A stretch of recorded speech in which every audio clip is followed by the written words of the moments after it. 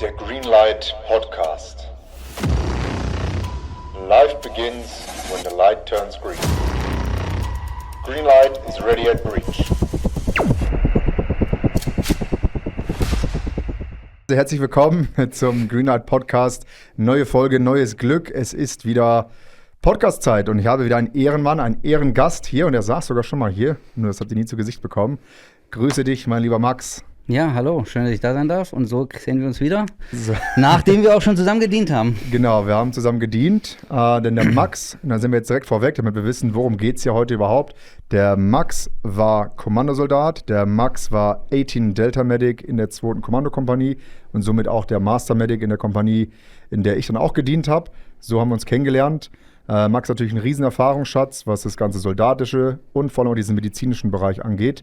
Und da wollen wir heute noch ein bisschen drauf die Reise gehen. Wie bist du da hingekommen? Was ist ein 18 Delta überhaupt? Was macht ein Master Medic? Wieso, weshalb, warum? All das klären wir heute. Super geil, dass du da bist. Du bist wieder weit angereist. Sehr gerne. Aus dem Süden des Landes, glaube ich. Genau, sehr gerne, ja, absolut. Lass uns beginnen. Let's go. Ja, Max, mein Lieber.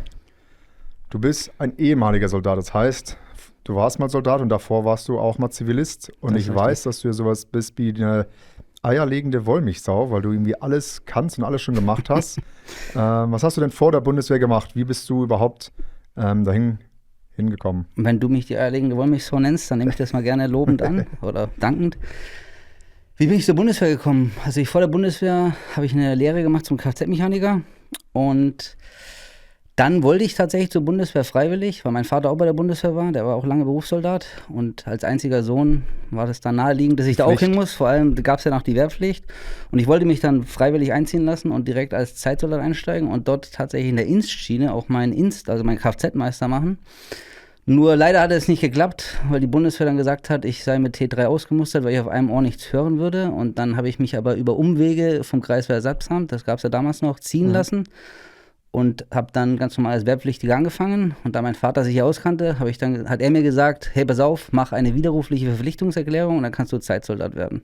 Also ich war erst Kfz-Mechaniker, habe da meinen Gesellenbrief gemacht und bin dann als Wehrpflichtiger zur Bundeswehr 2002 bin ich dort eingezogen. Da haben wir schon mal das erste Fähigkeitsprofil schon abgehakt, also ausgebildeter Kfz-Mechaniker, ganz wichtig, nicht Mechatroniker. Ja, da bin ich drum einer der letzten Kfz-Mechaniker. Der letzten Mechaniker.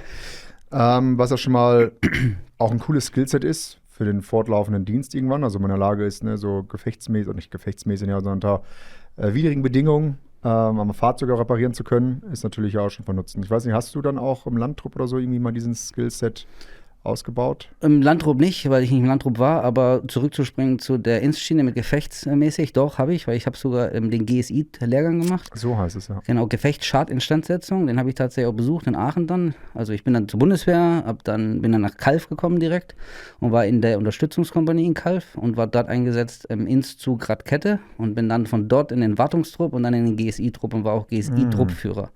Das heißt, man hat dann 2 Tonner und da hinten ist halt eine Werkstatt drauf und man hat halt dann auf Lehrgängen gelernt, wie man aus einem 20 Liter Wasserkanister einen Kühler baut.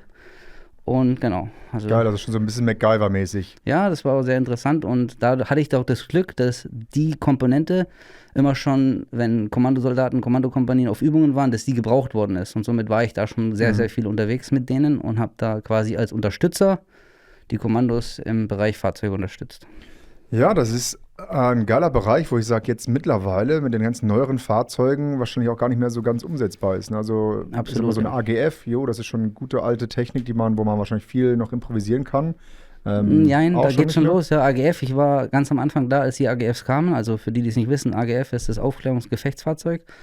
In der Bundessprache Serval genannt gewesen oder immer noch. Und die tatsächlich waren schon die ersten Baustellen, weil da so viel Elektronik drin war. Ah, okay. Genau, und ich war 2005 als Instler auch das erste Mal im Einsatz. Und da hatten wir tatsächlich viele Probleme mit, weil diese Elektronik da so viele Probleme aufgeworfen hat. Also da war es schon schwierig, sag ich mal, mechanisch zu reparieren, weil da sehr, sehr viel Elektronik war. Ja, und die neueren Fahrzeuge sind ja noch schlimmer, besser, whatever, in Anführungsstrichen. Aber ich glaube, zum gefechtsmäßigen Instandsetzen in der Notlösung sind die ganzen neuen Fahrzeuge gar nicht mehr gemacht. Irgendwas nicht funktioniert, geht der Notlauf, ist einstellen. Genau, mittlerweile gibt es ja auch kleinere Auslesegeräte, wo man dann einen Fehlercode zurücksetzen kann und das dann überbrücken kann. Wie es jetzt mittlerweile ist, bin ich raus, aber das war schon der Anfang, als wir dann angefangen haben, mit kleinen Laptops dann an die Fahrzeuge ranzugehen, Fehlercode zu löschen, zu gucken, was das Problem ist und das Gerät, das Bauteil dann direkt auszutauschen. Okay, ja. Auszutauschen, Dann kann das ja ganz gut funktionieren. Ja. Das heißt, du hast ja gesagt, dein Dad war bei der Bundeswehr, das heißt, du wurdest grundsätzlich dadurch geprägt, das war immer ein präsentes Thema für dich. Genau. du- Also jetzt präsentes Thema, so wie du auch. Ich bin sehr oft umgezogen in meiner Jugend. Habe also quasi keinen richtigen Heimatstandort, weil mein Vater halt immer versetzt worden ist und dementsprechend sind wir halt immer umgezogen. Und somit bin ich auch ein Wo modernes ist denn dein Geburtsort? Geburtszeit ist tatsächlich in Koblenz, Rheinland-Pfalz, aber da habe ich auch nichts mitbekommen, weil nach einem Jahr ging schon die Reise los. Okay, aber das wäre mir mal interessiert, ja. Ja. Schöne Koblenz. Koblenzer Ja. Schengelchen, wie man so sagt. Schengelchen, sag. Ja, geil, das kenne ich auch gar nicht. Ja, doch. Du bist dann zur Bundeswehr rein. Wie war denn so deine Intention? War das für dich schon so, okay, das wird ein endgültiges Ding? Oder hast du gesagt, so, ich gucke mir das mal an für 2, 3, 4 Jahre, bis als SAZ ja dann irgendwie rein Genau. und mach dann mal, geh wieder zurück in den alten Beruf oder mal was anderes? Wie bist Also du da? tatsächlich hatte ich gar keine Lust auf die Bundeswehr, weil ich ja durch die schlechte Erfahrung in der Jugend immer so oft umziehen musste. Hatte ich überhaupt gar keine Lust darauf. Und habe das in erster Linie dann gemacht, damit mein Vater nicht enttäuscht war, dass sein einziger Sohn nicht zur Bundeswehr geht. Und ich muss dazu sagen, mein Lehrbetrieb ist insolvent gewesen und somit war das für mich halt die Chance. Ich frühstücke meinen Wehrdienst ab und kann vielleicht sogar noch über die Bundeswehr meinen Kfz-Meister machen. Das war die erste Intention. Und somit bin ich dann rein und dann war ich erst SAZ 4 und habe ich hochgestockt auf SAZ 8 und dann wollte ich Kfz-Meister werden. Das Problem war nur, dass die Bundeswehr war in einem Transformationsprozess und als ich reingekommen bin, gab es dann danach eine neue Riege und die wurden direkt von draußen quasi durchgeschleust und dann wurde die Feldwebelstelle, auf die ich mich beworben hatte, war von außen schon besetzt. Genau. Okay, ja. Ja, das ist ja oft irgendwie so bei der Bundeswehr, ne? Dass die irgendwelche Reformen irgendwie so reinnimmt, dann gehen Leute raus, Leute rein. Die Wege des Dienstes sind dann unergründlich. Ja, muss man dann immer bewerten, ob das gut oder schlecht ist. Für dich in der Situation erstmal schlecht. Genau. Und auch wahrscheinlich nicht nachvollziehbar, weil du hast ja schon Erfahrung, also du hast dich ja schon bewiesen. Man hat dich schon gesehen und für gut befunden. Und man sagt, hey, ich nehme jemanden komplett random von außen, den noch Genau, keiner das kennt. war halt, um Leute zu werben und es attraktiver zu machen, dass Leute direkt als SAZ 12 eingestiegen Okay. sind. Das war Ja. der Hintergrund Check. damals. Also so wurde es mir zumindest gesagt. Ob das Ja, die Wahrheit klingt- ist ein anderer Punkt. Plausibel, ja. Genau, und somit war ich SAZ 8 und dann hatte ich eigentlich kein Interesse mehr weiterzumachen und dachte mir, okay, dann gehe ich raus. Aber einen wichtigen Punkt habe ich noch. Ja, weil das, bitte. du hast ja auch die Sicht, wie ist es als Unterstützer in Calw? Wie war das für dich? Hast du generell schon so ein bisschen diesen Vibe mitbekommen? So, okay, das sind jetzt, gut, du warst nirgendwo anders vorher, also du hast keinen Vergleich. Das ist ein bisschen richtig, schwierig. Das heißt, es war für dich ja normal. Aber wie war so der Vibe für dich? Hast du schon gemerkt, boah, irgendwie schon geil, was die Leute da machen, was wir als Verband hier machen? Das ist schon so ein bisschen was extra oder war das für dich einfach so, ja, Standard? Hast du da das Gefühl gehabt, es gab eine Zweiklassengesellschaft? Wie hast du dich da aufgehoben Also eine gefühlt? Zweiklassengesellschaft nicht. Das kam auch mal ein bisschen auf die, sag ich mal, auf die Kommandos drauf an. Da gibt es ja auch unterschiedliche, je nachdem, wie die zu den Unterstützern stehen und wie offen die sind oder nicht. Und das zu bewerten. Aber tatsächlich war das für mich, Kommandos waren für mich Götter. Und als ich 2005 im Einsatz war, hat auch der Psychologe mich versucht zu überreden, dass ich dort die Eignungsfeststellung machen soll. Und für mich war das aber Lichtjahre waren das Ja. zwischen mir und, dass ich das erst erreichen könnte. Genau, und deswegen war das für mich kein Thema. Für mich waren das einfach nur, ja, Götter, die halt einen geilen Job machen.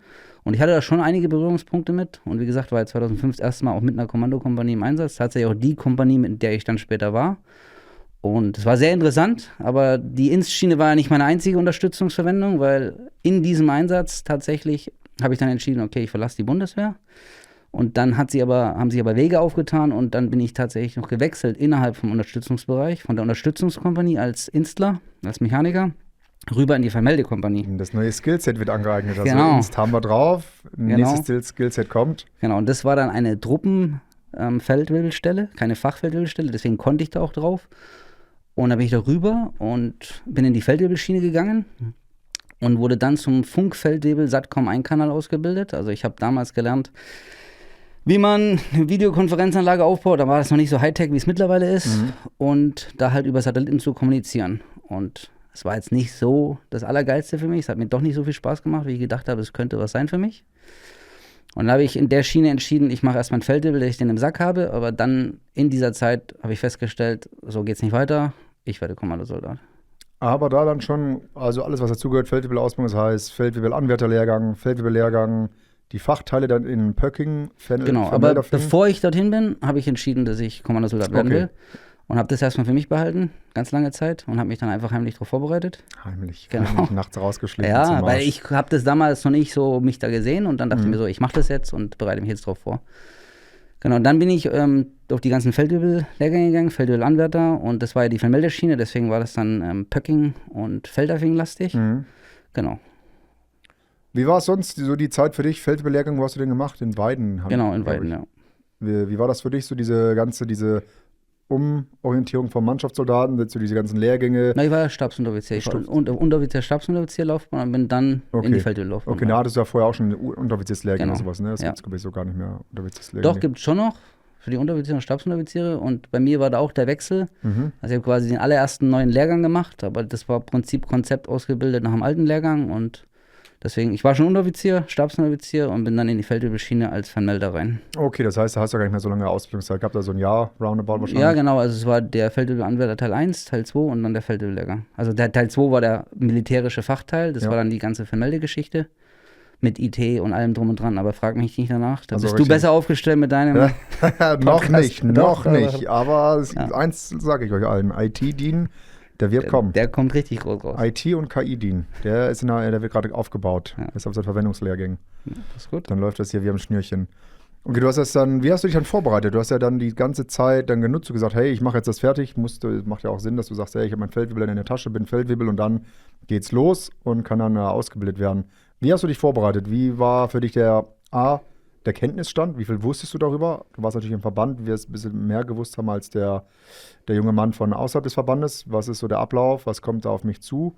Und wie hast du dich dann vorbereitet?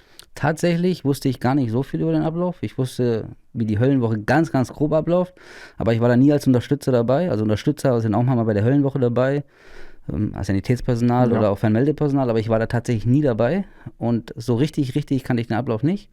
Und wie habe ich mich vorbereitet? Ich habe angefangen, extrem zu laufen, habe halt eine Grundlagenausdauer ganz nach oben geschraubt, war richtig läuferisch fit damals. Und dann ging es halt wirklich mehr auf Core-Stabilität, nicht dicke Arme, sondern wirklich Core-Stabilität, und dann habe ich angefangen zu marschieren. Und auf den Feldwebel-Anwärterlehrgang, war mein einziges Ziel trainieren. Also da war Tagesdienst zu Ende, egal ob da Sport war oder nicht, bin ich abends noch marschieren und laufen gegangen. Das war für mich der absolute Schwerpunkt. Okay, nice. Und wie hast du, das hast du für dich einfach so rausgearbeitet? Dann hast du gesagt, okay, ich muss da viel marschieren. Ja. Laufen ist irgendwie auch die Grundlage fürs Marschieren am Ende des Tages. Und Marschieren wird abgeprüft. Und das wird ja dann Also bei mir in der Kompanie war einer, der war schon Oberfeldwebel und der hatte das Auswahlverfahren mal probiert. Von dem kann ich natürlich ein bisschen was, aber der war nicht so redselig, dass er mir jetzt die Details verraten hat, wann was drankommt. Wollte ich auch gar nicht wissen tatsächlich, Ja. wie du es ja auch schon ein paar Mal gesagt hast. Manchmal ist es besser, es nicht zu wissen, was drankommt, weil dann ist es kein Brainfuck. Und ich wusste halt von dem, marschieren. Das war auch der Tenor, das wusste man, dass man da viel marschieren muss, genau. Das war dann auch der Schwerpunkt für mich. Marschieren und Grundlagenausdauer und halt eine ordentliche Kraftausdauer zu haben. Und im Endeffekt diese ganze Vorbereitung, das hast du ja alles alleine gemacht. Ne? Du hast ja gesagt, du hast erstmal keinem erzählt. Das Genau. heißt, du bist dann auch alleine, hast du diesen Weg für dich so beschritten. Das heißt, Vorbereitung und so weiter, mach alles alleine. Für Auf dich. meinem Feldwebel-Lehrgang war einer dabei, auch aus meiner Kompanie. Der hat mich dann irgendwann gefragt, was ich hier mache, warum ich so viel mache. Und dann habe ich es ihm irgendwann gesagt. Mit dem war ich damals ein bisschen dicker zusammen. Und dann hat er gesagt, er hat auch Bock drauf. Und dann hat er mitgemacht quasi. Und dann waren wir schon zu zweit. Ja, hat das auch geschafft. Der hat es auch geschafft. Ja. Echt geil, Ja. einfach nur von, ach komm, dann mache ich mit. Naja, der hatte es schon länger Ach so, überlegt, aber der okay. hatte auch nicht diesen, sag ich mal, am Anfang, er hat es zumindest mir damals so gesagt, er hatte nicht diesen Mut, den Schritt zu wagen und das im Öffentlich zu machen. Und Ja. genau. Ist ja auch eigentlich ein interessanter Punkt. Ich glaube, da gibt es ja 2 verschiedene Ansätze, wenn man sich für sowas bewirbt. Entweder man hält es so heimlich, wenn man sagt, so, ja, kein Bock jetzt hier eine auf dicke Hose zu machen, so, ja, ich gehe jetzt dahin, sondern ich mache mein Ding einfach im stillen Kämmerchen und ziehe das einfach durch.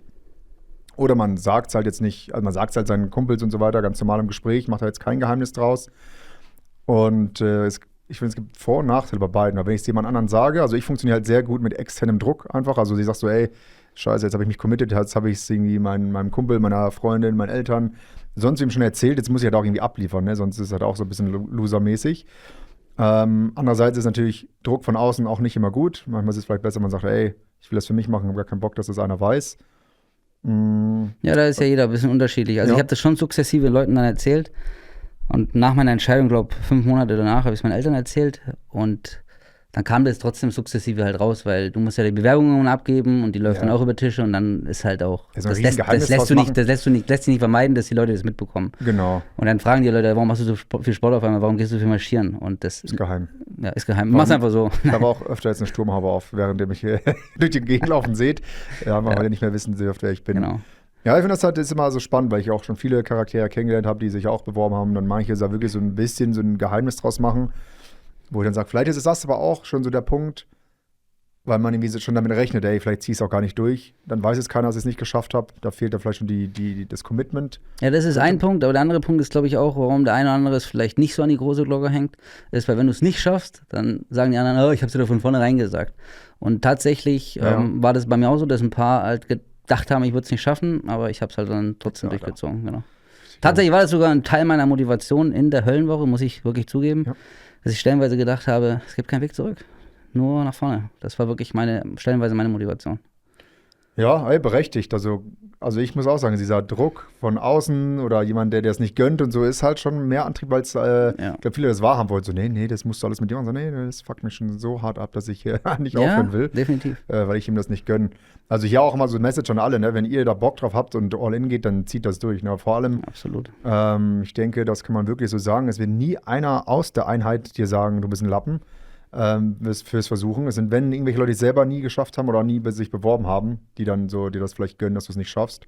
Von dem her.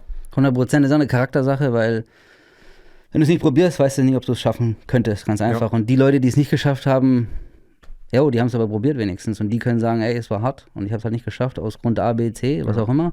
Und keiner wird dir sagen, ey, du bist ein Lappen, weil du es nicht geschafft hast, der das geschafft hat, verstehst du, von daher? Manchmal schon. Es ist ja genau das Gleiche, wenn ein Millionär wird, der niemals einen verurteilen, der ein Business anfängt, oder niemals wird einer, der im Gym ist, jemanden verurteilen, der vielleicht gerade korpulent ist, weil er verletzt war, was auch immer, oder eine schlechte Phase hatte, oder weil es einfach so ist, wird er niemals einer, der was erreicht hat, einen verurteilen, der es anfängt, weil jeder stand, Beispiel auf jeden Fall, ja. Genau, weil jeder stand am Anfang der Journey und von daher ist es gerechtfertigt, ja. Go for it. Aber wichtig, gib halt auch Vollgas. Also nur so halbherzig, dann. Es hat sich ja irgendwann rumgesprochen gehabt bei den Kommandos, und die schon kannten, vor allem die Kompanie, mit der ich im Einsatz war, 2005, in der ich dann später selber war. Die Leute kannte ich ja schon. Es hat sich irgendwann darum gesprochen und da war halt dann dementsprechend schon auch viel Glück. Und da hat keiner von denen gesagt, du wirst es eh nicht schaffen, sondern im Gegenteil, es war Motivation, weil die auch, ist heute immer noch so, dass die Leute brauchen. Und Leute, die halt Bock haben, die sind halt gern gesehen. Ja, vor allem, wenn man den schon kennt und mit denen gearbeitet und weiß, hey, geil, da steckt da was hinter, da hat man auf jeden Fall Bock drauf. Das finde ich, ist immer so, man hört ja auch viele Geschichten über jegliche Auswahlverfahren und man hat immer das Gefühl, da wird jemand rausgeprüft und ich muss ehrlich sagen, das Gefühl hatte ich noch nicht ein einziges Mal im Verband. Das ist dann wirklich so, hey, das sind die Regeln, das ist die Hürde und da gibt es auch kein, ich drücke ein Auge zu so und ich gönne dir das, deswegen musst du ein bisschen weniger so, hey, das musst du halt abliefern und dann ist geil, dann bist du auch dabei. Aber es kommt halt kein so, ja, mach ein bisschen weniger, weil du so cool bist. Oder man will dich nicht dabei haben, sondern hey, das ist die Hürde, die ist extrem hoch. Da müssen wir alle durch, ja, Bock nicht, aber mach's halt einfach und dann bist du dabei. Also da habe ich nie erlebt, dass jemand da irgendwie. Bei mir kam ja auch noch dazu, dass mein Vater war ja auch im Verband. Der war Herr Spieß in einer Kompanie. Und genau, deswegen, die Leute kannten mich. Ein bisschen Pressure, ja. Genau, da war tatsächlich nochmal ein bisschen Pressure. Also die Leute wussten, wer ich bin und da hat man eher nochmal zweimal hingeguckt als nur einmal. Also ich hatte auch keinen Vorteil dadurch, absolut nicht. Ja, war krass. Kurz abgedriftet, du hast eine Feldwebel-Ausbildung absolviert, mit Bravour gemeistert, obwohl du keine Lust drauf hast. Genau. Hast es trotzdem gemeistert. Ich bin sogar auf meinem Fachteil Lehrgangsbester gewesen, obwohl ich keinen Bock drauf hatte. Gegen deinen Willen. Gegen deinen Willen Bester geworden. Und deswegen meine ich, also eierlegende Wollmilchsau, weil du bist grundsätzlich Kfz-Mechaniker, jetzt bist du auch IT-Satcom-mäßig mal versiert erstmal auf jeden Fall was drauf. Und im Fortlaufenden, haben wir vorweggenommen, bist du nicht nur Kommandofeldwebel geworden, sondern auch Special Forces Qualified Trained Medic. Yes. Also, die eierlegende Wollmilchsau, sie wird gerade geschaffen. Weiter geformt. Wann ging es dann für dich in die Höllenwoche? Wann war bei dir Höllenwoche? Ja, Anfang oder 2000. EV1 erstmal? Genau, EV1 war 2008 und EV2 war dann, also damals EV, Eignungsfeststellungsverfahren, Höllenwoche war dann und jetzt heißt es?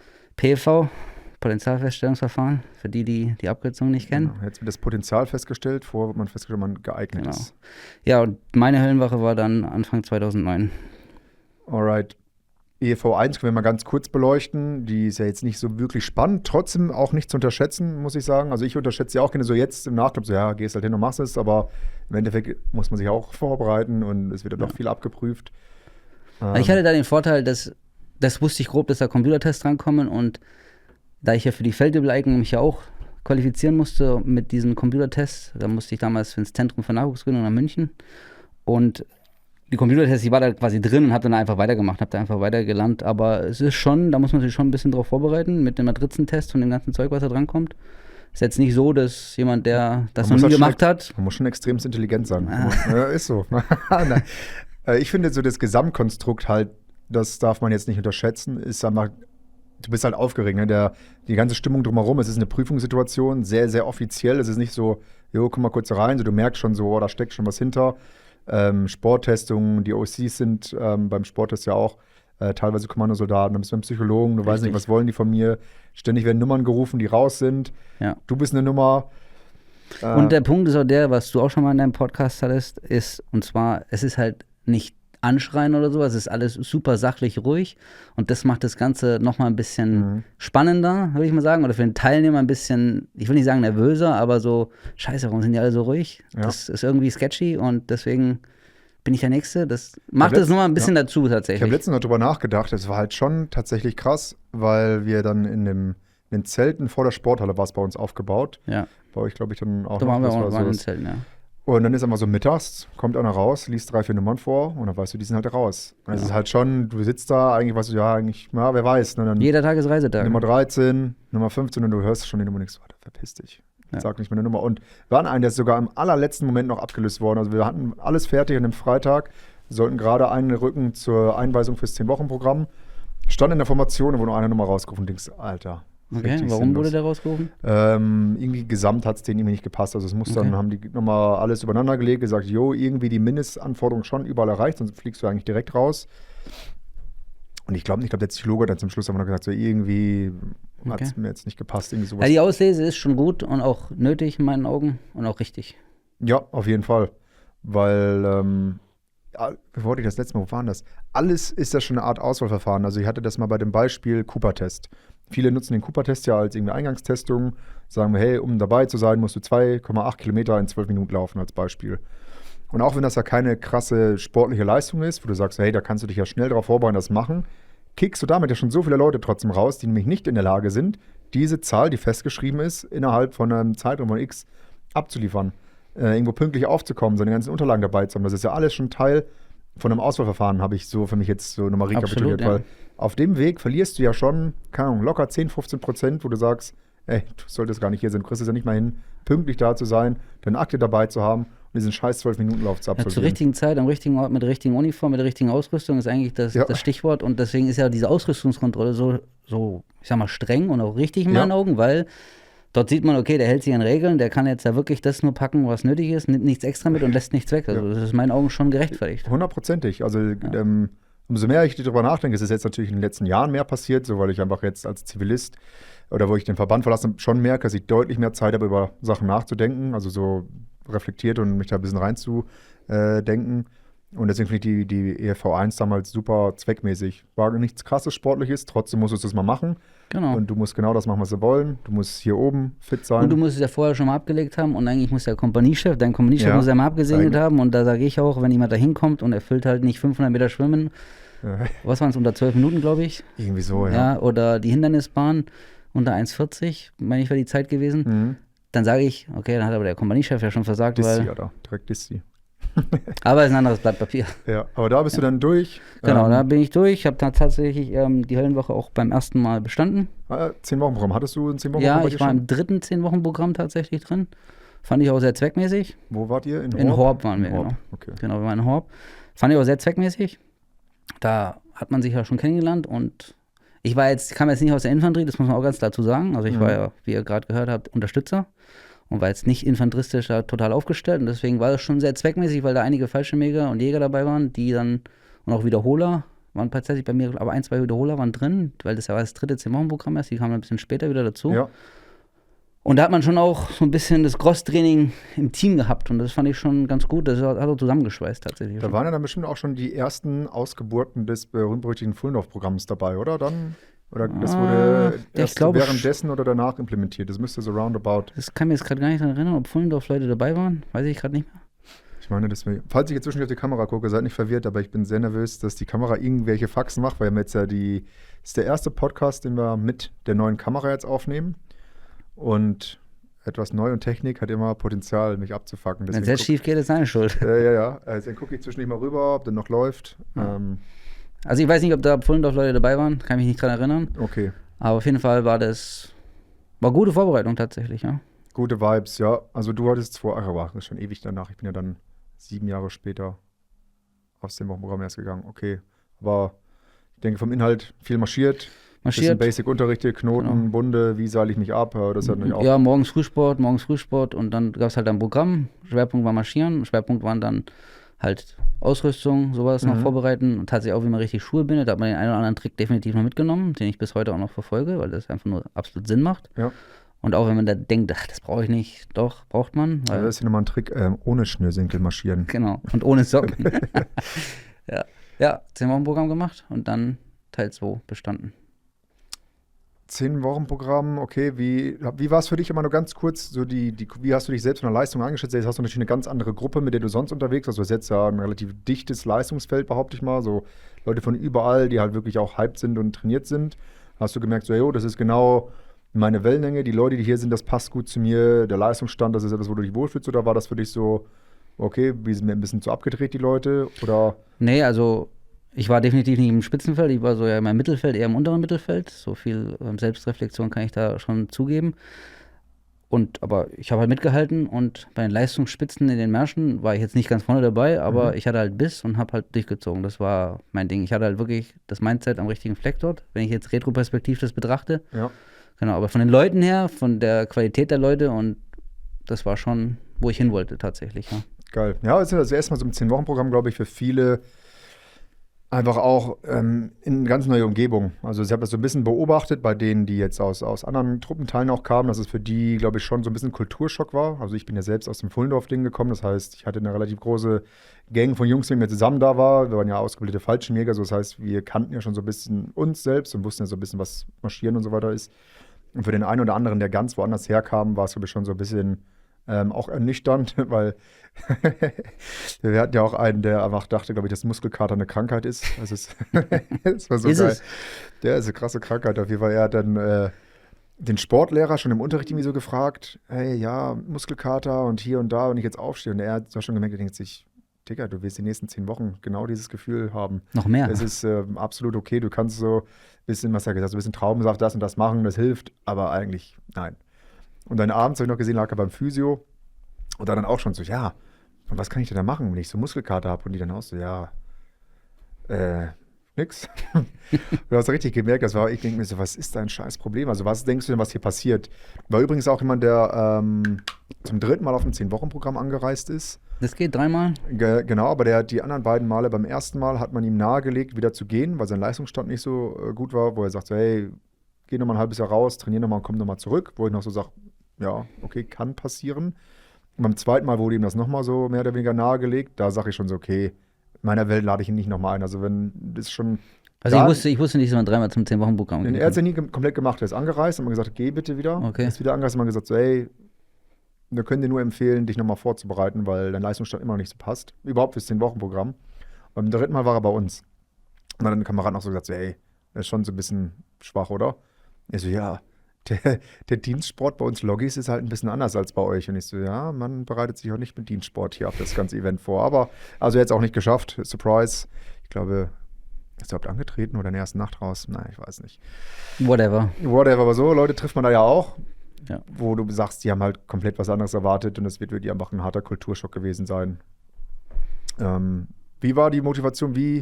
Kannst du dich noch so ein bisschen zurückerinnern an die EFV2, an die Anreise? Also ich kann mich zum Beispiel noch sehr, sehr gut so an die Anreise daran und die. Doch, kann ich mich tatsächlich auch dran erinnern, aber ich war ja im Standort, deswegen hatte ich ja kurze Wege mit meinem Gepäck. Ach, stimmt, deswegen musste ich ja nicht ins Auto einladen und erstmal durch Deutschland fahren wie du. Dass du es geschafft hast. Genau, und ich habe auch tatsächlich in der Nähe vom Standort gewohnt und da war das für mich recht kurz. Viel zu einfach alles für dich. Ja, genau. Deswegen, ja. Ja, aber ich kann mich dran erinnern, ja, also dann kommt man ja da donnerstags an, dann macht man die ganzen Vorsachen, Arzt und sowas. Mhm, genau, ja. Freitags sind 7000er, genau, das ist ja kein Geheimnis, glaube ich, mehr mittlerweile. Nee, ich glaube, da gibt es fast keine Geheimnisse mehr. Ich weiß auch nicht, wie es jetzt ist tatsächlich mit der PV, da jetzt ist anders. Bin ich komplett raus, so war es bei mir auf jeden Fall, Freitags sind 7000er, der musste absolviert werden, samstags dann frei und dann ging es sonntags in die Gepäckkontrolle und dann ging es los. Ja, aber chillig. Guck, du hast ja dann gewohnt, bist aber nach Hause gefahren dann. Ja, bei uns Ich musste mir kein Hotelzimmer nehmen wie du, sondern ich Genau. konnte mir, aber war auch chillig. Wie hast du die Gepäckkontrolle gemacht? Das hattest du mir gerade noch mal so angesprochen, wenn wir gerade ein bisschen über dieses alles ist eine Prüfung gesprochen. also Wie- 4-Augen-Prinzip hatte ich. Mich hatte mit am anderen zusammen, hatte ich wirklich jeden Saum, jede Tasche auf links gedreht, 3-mal. Einfach nur um zu sicher gehen, dass nichts drin war. Und tatsächlich ist bei mir bei der Gepäckkontrolle einer raus, weil der vergessen hatte, aus seiner Kampftragetasche, glaube ich, das Schuhputzteig rauszumachen. Und da war noch irgendwas anderes drin. Und dann ist der rausgeflogen tatsächlich. Ja, das ist genau das, was wir gerade hatten. Das ist halt irgendwie so, einerseits denkst du, hey, wie kleinlich seid ihr denn, wie blöd, weil potenziell ist das ein super Operator, jetzt habt ihr ihn deswegen rausgeschmissen, aber was wir gerade gesagt haben, du hast da einfach auch einen Auftrag gehabt, der nicht Ja. so krass komplex ist. Es ist, Ja, hab das dabei, hab das nicht dabei, zu der Zeit. am richtigen Ort. Und so wie du es dann gemacht hast, hey, wir sind zu zweit, wir gucken uns das zu zweit, alles mein Zeug durch, schließ das hier ab und dann mach es mit dir, weil so haben wir es nämlich auch gemacht, wir haben es zu dritt, glaube ich, sogar gemacht. Ja. Alles an dem Freitag noch. Dann haben wir es in die Spinte eingeschlossen, also wir haben seins fertig gemacht, passt, Tape dran, abgeschlossen, den Spind, meins, dann seins und dann sind wir abgehauen. Genau. Und konnten dann kannst du ruhigen Gewissens auch, bist trotzdem nervös, aber 100%, aber es ist halt trotzdem besseres Gewissen, du hast es richtig gemacht, ganz einfach. Ja. Ja. Und das dann- hat sich tatsächlich, muss ich auch sagen, das hat sich über meine gesamte weitere Dienstzeit, auch wenn wir da später drauf kommen, erst, glaube ich, kann ich das vorne wegnehmen, auch auf meinem Lehrgang in den USA, auf dem Special Operation Combat Medic und auf dem 18 Delta selber, auf den Lehrgängen hat sich das bewiesen, einfach nur das zu machen, was vorgegeben ist. Auch wenn es vielleicht, wenn man dann später wieder drauf zurückguckt, sagt so, okay, boah, so viel Sinn hat es ja gar nicht gemacht, aber nein, es hat mich aber geprägt und es hat mich geformt zu dem, was ich danach wurde und zu dem, wie ich jetzt denke. Und das sind halt so Kleinigkeiten wie, dass ich für einen Luftröhrenschnitt auf dem Lehrgang maximal 2 Minuten brauchen darf, was ich sage, ist viel zu lange, aber das war halt die Vorgabe und hast du sie geschafft, bist du durchgefallen, ganz einfach. Es gibt halt Regeln und die muss man einhalten, um eine Basic zu haben, eine Baseline zu haben tatsächlich. Das ist ein guter Punkt. Ich sage, glaube ich, ziemlich oft, das ist ein guter Punkt. Das ist nicht schlimm. Aber es sind halt sehr, sehr Du viele schaust gute- auch schon lange nicht mehr in die Kamera. Ja, ich schiele, ich musste mir jetzt so einen Winkelspiegel hier aufbauen müssen, das wäre geil gewesen. Coachable zu sein. Also ich würde sagen, ich habe noch auf jeden Fall einen Mangel, ich kann das noch deutlich besser ausbauen, weil das gesagt ist, einfach mal das machen, was gesagt wird. Das sind die Rahmenbedingungen. Und stell das jetzt nicht in Frage, halt einmal dein Maul und mach genau das, so wie du es gerade gesagt hast, weil es ist auch coachable zu sein. Als Athlet ist super wichtig oder generell im Leben, wenn du was anderes machen willst, ein Coach in dem Bereich, einfach in der Lage zu sein, dem oder derjenigen dann so zu vertrauen und das zu machen, was da gesagt wird, einfach das umzusetzen, ist halt super wichtig und Gold wert. Und ich glaube, diese Fertigkeit, diese Fähigkeit muss ich noch ein bisschen weiter ausbauen. Ich denke mal, ich habe noch eine bessere Idee. Ich denke so, ja, das fühle ich, aber Ich sehe es halt, mach's als anders. gute Baseline und danach kann man definitiv mal davon abweichen. Aber ich weiß halt, okay, so Ja. funktioniert es. Und ja, es ist egal in welchem Bereich, sag ich mal. Nur so funktioniert auch Improvisieren. Da kommen wir später drauf. Da Improvising kommen wir Medic. später, Du genau. musst auch aber erstmal das Handwerk 100% können, um dann 100%. zu verstehen, wann kann ich improvisieren und wann Genau. halt auch vielleicht Deswegen nicht. bin ich auch ein großer Freund von Drill. Wie ich das bei mir auch auf meinem Kanal, der eine oder andere verfolgt das ja auch als Prophezei oder Anpreise. Aber Drill ist essentiell. Prophezei. Predige ist das richtige Wort. Ja. Aber tatsächlich ist es für mich die absolute Baseline, um darauf aufzubauen, weil nur wenn ich was repetitiv gemacht habe, dann kann ich besser werden und dafür brauche ich halt auch klare Linien vorgegeben. Und danach kann ich immer abweichen. Ich brauche einen Grundsatz und von dem Grundsatz kann ich dann immer abweichen. Das heißt, du bist vom Verpackungsplan nicht abgewichen und hast ihn genauso umgesetzt. Zero, genau. Und dann ging es in die Höllenwoche rein. Heiß motiviert gab es, also ich würde mal frech behaupten, unsere Höllenwochen waren vom Aufbau her gleich. Das wurde ja in den Jahren bis die letzten paar Jahre ja eigentlich nicht Ich glaube wirklich schon, viel ja. verändert. Ja. Gab es da irgendwie einen Moment, der dich so ein bisschen geschockt hat, wo du sagst, boah, okay, es ist schon richtig Aber die assi? dritte Nacht, die Nacht der Berge, die hat mir gut Energie gezogen, die hat mich gut gebumst, aber das Ziel vor Augen, das ist halt einfach dann tatsächlich einfach stumpf sein. Das ist wirklich einfach nur stumpf sein und einfach durchziehen. Also klar gab es da Momente, es ist aber auch schon wieder, keine Ahnung, 15, 16 Jahre her. Ja, das hat mich da massiv geschockt. Weiß jetzt gerade tatsächlich nicht. Ich muss Es waren sagen, ein paar Sachen, die mir halt die Energie gezogen haben, ich mich dann aber wieder gefangen habe. Es war einmal so die dritte Nacht, bekannt die Nacht der Berge damals. Wie gesagt, ich weiß nicht, wie es heute ist. Und die Simulation Gefangenschaft, die haben mir auch gut Energie gezogen, aber dann immer einen Schritt weiterzukommen, ist dann auch so ein Stück Motivation gewesen tatsächlich für mich. Ja. Motivation und dann zu sagen, okay, ich reiß mir jetzt mal am Riemen. Oder wenn du dann in den Morgen reingehst und siehst dann, wie die Dämmerung aufgeht, geil, wie das Sonnenlicht aufgeht, und das ist dann schon nochmal absolute Motivation. Okay, ich habe wieder eine Nacht geschafft. Okay, weiter geht's. Das ist wirklich, also generell bei allen Sachen beim Bund, wenn du über Nacht was machst und dann morgens die Sonne aufgeht, es ist so krass, was für eine Energie man da noch ausziehen kann, finde ich. Also, Es muss ja noch nicht mal die Sonne aufgehen sein, wenn es nur jetzt hell schlecht sein. Es muss einfach nur, wenn es hell wird. Genau, Dann es ist wird einfach hell. schon, die Nacht hört auf und das ist Ja. eine absolute Motivation tatsächlich. Da muss ich aber sagen, weil ich glaube ich bei der ersten oder zweiten Nacht, wo man immer so gehört hat, ja, du läufst die Nacht durch und morgens ist dann Pause, aber es ist halt nicht morgens Pause, es ist halt schon noch relativ lange hell, während du unterwegs bist, ist ja eher so gegen Mittag rum. Absolut. Denkst du, es ist doch schon hell, dann machen wir nicht gleich irgendwie hier einstellen. Ja, nach der Berge bin ich auch als OC schon gelaufen, selbst als OC ist sie hart, muss ich sagen, weil da auch gar nichts passiert. Und du läufst einfach nur stumpf. Genau, es passiert gar nichts. Berg hoch, drehst unten um, läufst Ja, wieder hoch. bei So, den- du warst zumindest gefühlt. Bei den anderen war ja immer irgendwas da drin, irgendein Highlight, irgendein Spiel, was jetzt auch nicht cool war, aber irgendwie warst du dann abgelenkt, so, okay, das gemacht und da war nur so, okay, wir marschieren. Einfach Und wir machen stumpf. auch gar keine Pausen mehr, also wirklich null. Denkst du, Ja. okay, passt. Und du weißt halt auch nicht, wie lang es ist. Und tatsächlich war bei mir in der Gruppe war einer, den haben sie tatsächlich auch erst im Gremium rausgenommen am Ende, weil der halt charakterlich schlecht performt hat. Und der hat halt immer gesagt, ja, noch 300 Meter, dann sind wir an der Kreuzung. Noch 500 Meter an der Kreuzung. Und das war halt absolut demotivierend. Und dann irgendwann haben wir halt nicht mehr auf den gehört, weil das immer falsch war. War es ein Offizier? Nee, es war tatsächlich ein Oberfeldwebel war das tatsächlich, ja. Offizier hat man das ja auch gerne. So, hey, sind wir gleich wieder? Ja, auf jeden Fall. 800 Meter und nichts. Ne? Wir sind schon wieder so 3 Stunden unterwegs. Ja, also wenn du nicht weißt, wie weit es ist, dann halt einmal dein Maul, bitte. Genau, und lauf einfach. Genau. Du bist ja dann, okay, Höllenwoche haben wir geschafft. Wie gesagt, Höllenwoche haben wir jetzt auch ein paar Mal schon besprochen hier auf dem Channel. Und wir haben ja noch einige Themen, die jetzt auch immer neu sind, die wir jetzt hier noch nicht hatten, die dich betreffen, würde ich da vielleicht ein bisschen mehr Zeit investieren. Gerne, Denn du hast es geschafft. Du bist in die Kommando-Grundlagenausbildung eingestiegen. genau, Stolz wie Oscar. ja. Wie war es bei euch? Dann auch Freitagsgremium und dann montags wahrscheinlich auch wieder direkt. Genau, Montag ging Dienstbeginn. es dann direkt los mit. Auch wieder kurze Wege, ne? Direkt kurze aus der Wege, alten Stube rüber. Ja, tatsächlich habe ich sogar an dem Wochenende nach der EV jemand beim Umzug geholfen. Das war auch nicht so sinnvoll, aber ich habe es trotzdem getan. Geil, Maschine. Ja, und dann ging es montags direkt in die Grundlagenausbildung. Ja, der spannendste Teil direkt, der Genau. grüne Block.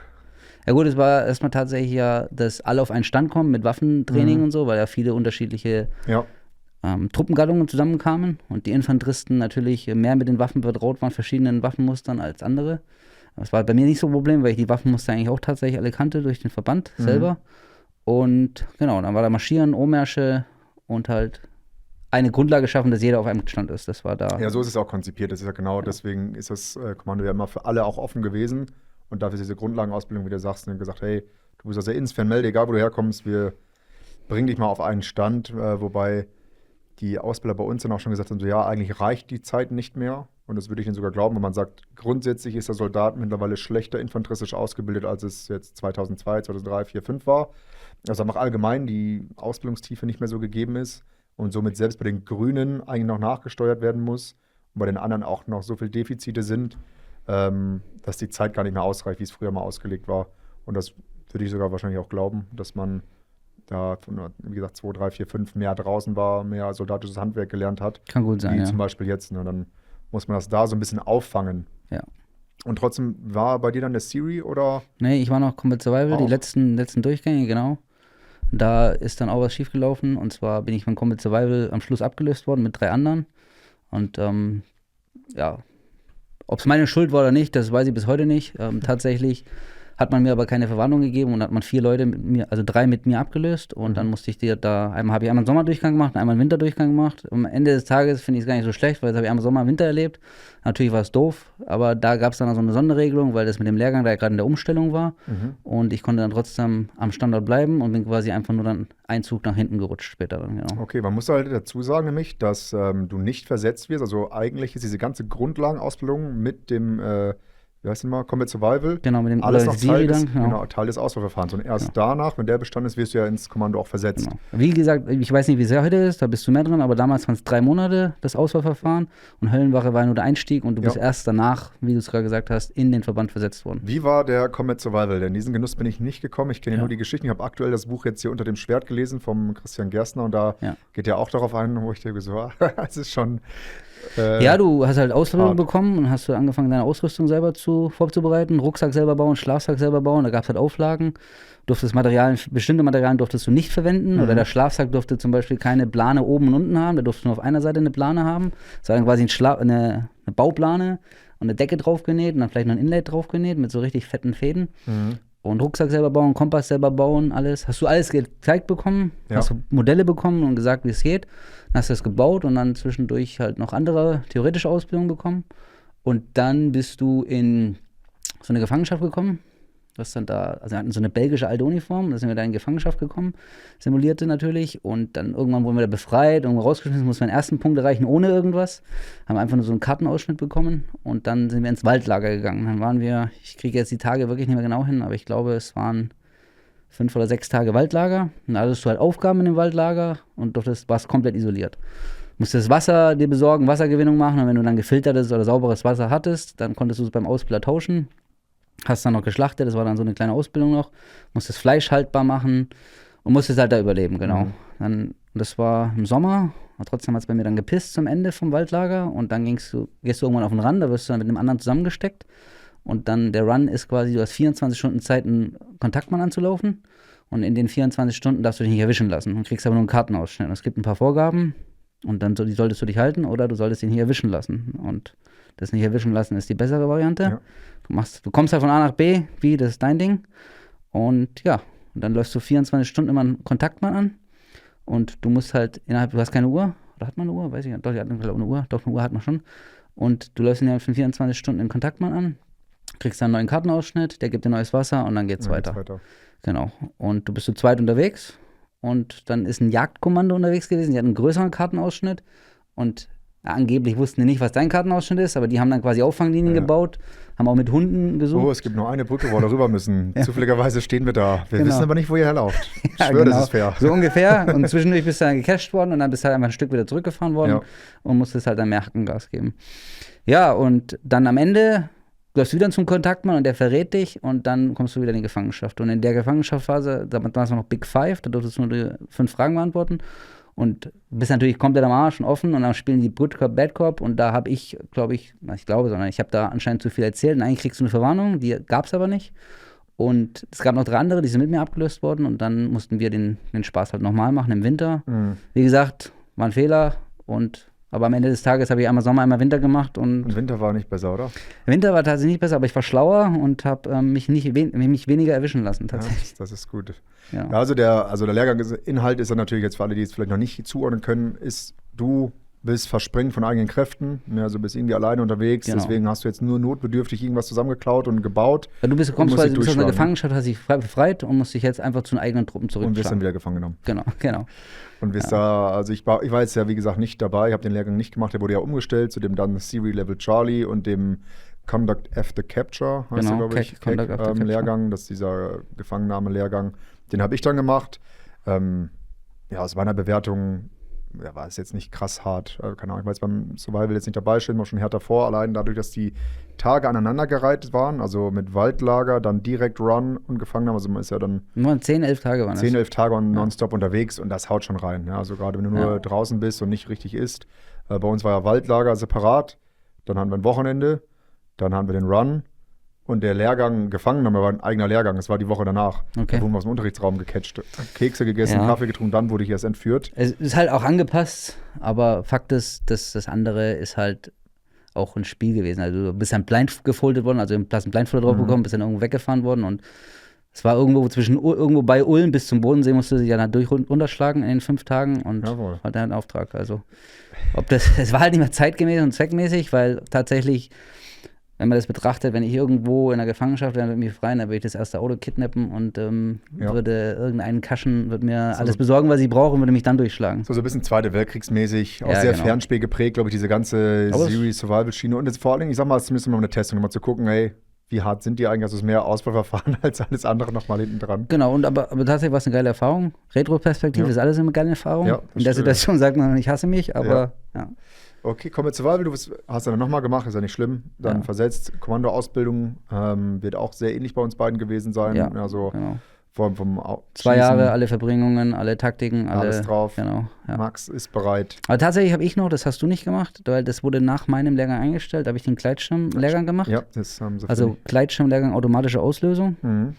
Den habe ich noch gemacht, aber der wurde nach eingestellt, weil mein Wissensstand ist, dass die Bewertung war, das macht nicht so viel Sinn, wenn er mal Freifall oder wenn man Rundkappe. Ja. Ich war vorher schon Rundkappenspringer als Unterstützer, war auch Absetzer und Absetzleiter tatsächlich für T10 Rundkappel. Jawohl, Alter. Und habe dann aber den Gleitschirmlehrgang automatische Auslösung gemacht, aber tatsächlich bin ich danach nie wieder gesprungen. Ich bin nur auf dem Lehrgang Du gesprungen. bist dann relativ spät auch erst auf den Freifall dann noch gegangen, ne? Ich bin 2016 erst auf den Freifall gegangen. Erst tatsächlich nach meiner ganzen USA-Geschichte. Ja. Vorher war ich ein paar Mal geplant, aber immer wieder runtergeflogen, weil dann andere Leute draufgegangen sind. Und Ja, ist auch wieder auch so ein Umstrukturierungsding. Früher war dann, hey, nur der Trupp, nur die Sniper machen es, Genau. bis man dann verstanden hat, hey, eigentlich werden nie die 4 Leute alleine irgendwo hinspringen. Es sollten, genau. wer vielleicht War alle dabei tatsächlich sein. genauso, wie du sagst. Ja. Und dann hat man ja gesagt, hey, alle machen es. Und dann hat man überlegt, das wirklich in die Basisausbildung mit reinzunehmen. Aber da hat man sich, glaube ich, bis jetzt noch gegen entschieden. Ist ja auch, Ja. irgendwann wird die Ausbildung auch einfach endlos. Ja.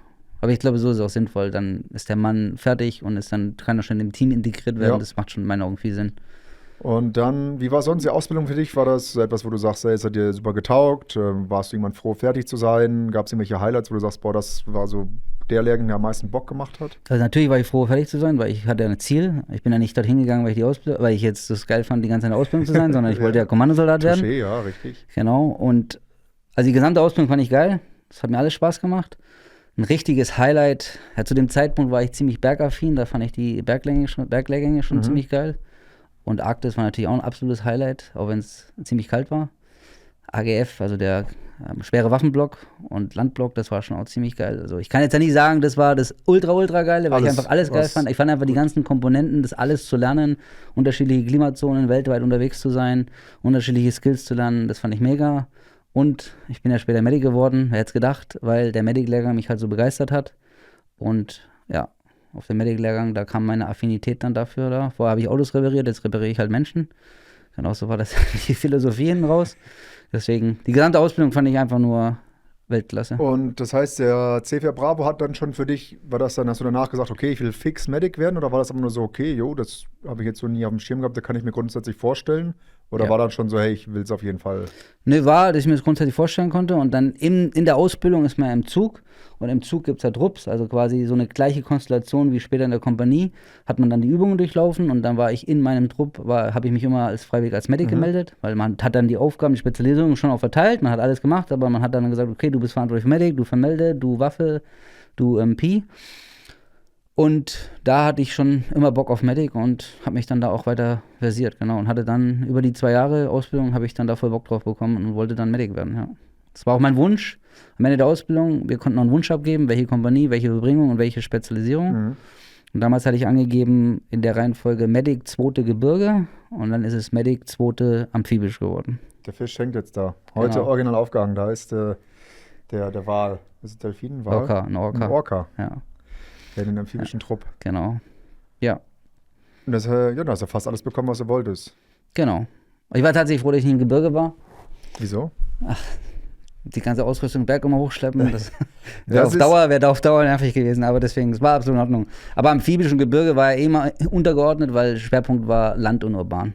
Ja, das ist aber auch das Ding, was das Militär, glaube ich, weltweit beherrscht, ist, man nimmt irgendwas, was richtig geil ist, was macht richtig Bock und dann lässt es sich das entweder so oft machen, bis du keinen Bock mehr drauf hast oder nachts mit Ausrüstung machen, damit es direkt gar keinen Spaß mehr macht. Und das sind Sachen wie Fallschirmspringen, also so jetzt hier Freifallspringen, jetzt in meinem Sportanzug, macht immer Bock. Jemand packt meinen Schirm, hat einen coolen Schirm, springt da 5, 6 Mal am Tag raus, ey.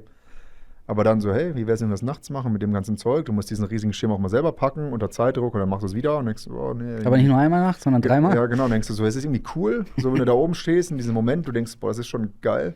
Aber du denkst, eigentlich ist es auch ziemlich scheiße. Ja. Und das ist ja beim Gebirge auch, ne? So selber klettern gehen ist cool. Ja, Aber das ist ja nicht dein Auftrag, einfach klettern gehen. genau. Aber mit Ausrüstung, vor allem im Gebirge ist ja nicht nur Gebirge, sondern auch Arktis mit Skifahren. Automatisch ist Gebirge auch immer was mit Winter zu tun. Ja. Warum? Und ich bin jetzt nicht der allerbeste Skifahrer, also das ist jetzt nicht meine Skill. Wenn es ein Snowboard wäre, dann ja, aber nicht mit dem Skifahren, von daher. Ja. Dann ging es in den amphibischen Trupp. In welchem Jahr sind wir jetzt eigentlich gerade, Max? Wo sind wir? 2011. 2011. Bist du 2011 direkt schon in den Einsatz? Oder? Nee, tatsächlich nicht. Da bin ich dann nämlich direkt auf meine Spezialisierung auf Medic, weil da genau ein Lehrgang frei geworden ist.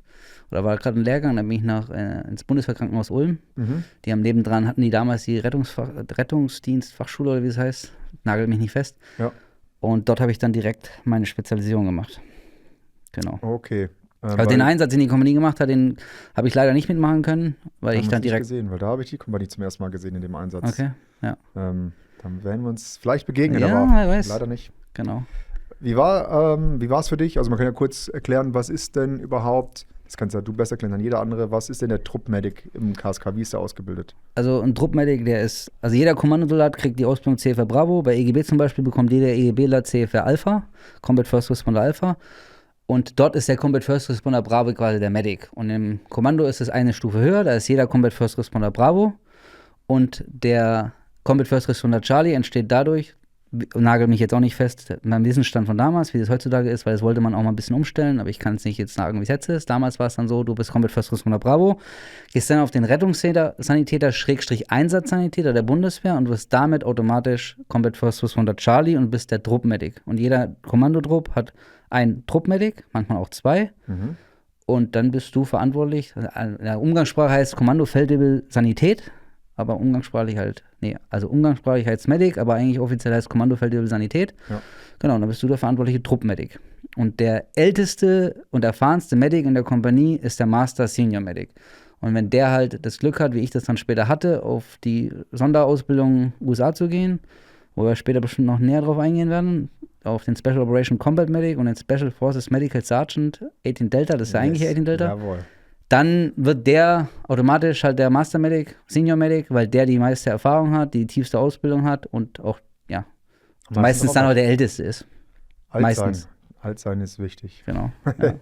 Das heißt, den CFR Bravo hattest du ja schon, weil den hat jeder gemacht, haben wir eine Ausbildung gemacht und dann ging es für dich auf den Einsatzsanitäter. Das ist ja quasi eine ganz normale zivile Ausbildung, also Rettungssanitäter ist die zivile Ausbildung. Also aber halt bei der Bundeswehr durchgeführt? Bei der Bundeswehr durchgeführt. Und man muss ja bei dem Einsatzsanitäter sagen, da kommen ja 2 bis 3 Wochen grüner Teil dazu.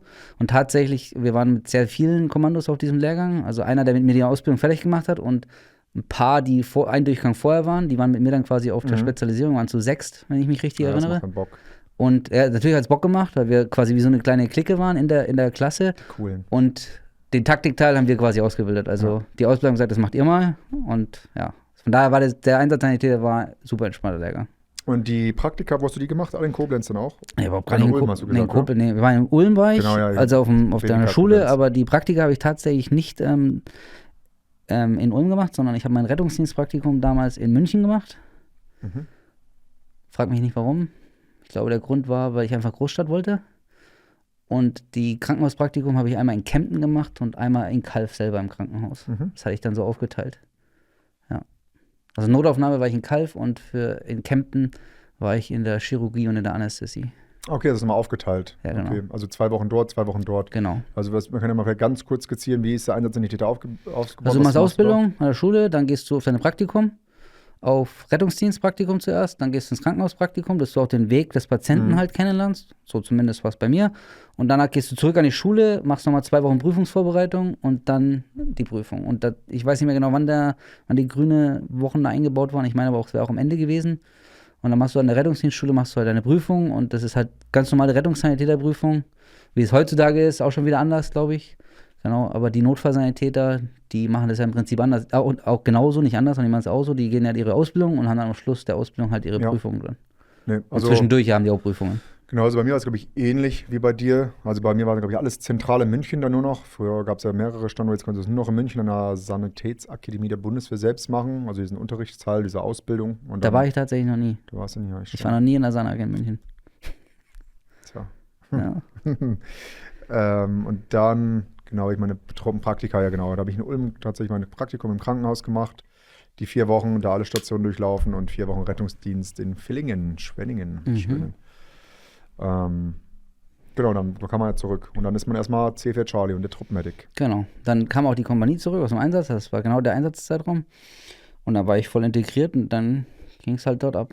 Warst du der einzige Medic im Trupp oder gab es noch einen Medic bei dir im Trupp? Zu dem Zeitpunkt war ich der Einzige. Der vor mir war, der war nämlich da gerade auf dem USA-Lehrgang. Ah, okay. Ist aber nie wieder zurückgekommen. Der ist abgelöst worden aus anderen Gründen. Das waren andere Baustellen, genau. Aber in meinem Trupp selber war ich zu dem Zeitpunkt der einzige Medic.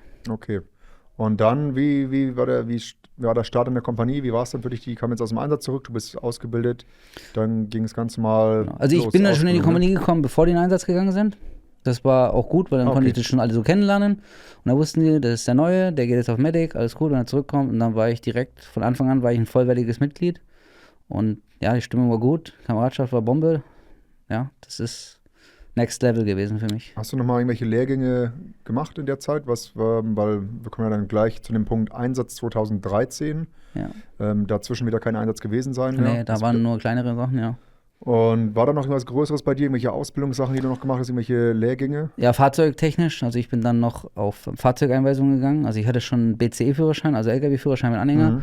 Und damals gab es das mit der G-Klasse noch nicht. Da hat man einfach nur auf diesem BC aufbauend dann die ganzen anderen schweren Fahrzeuge gemacht.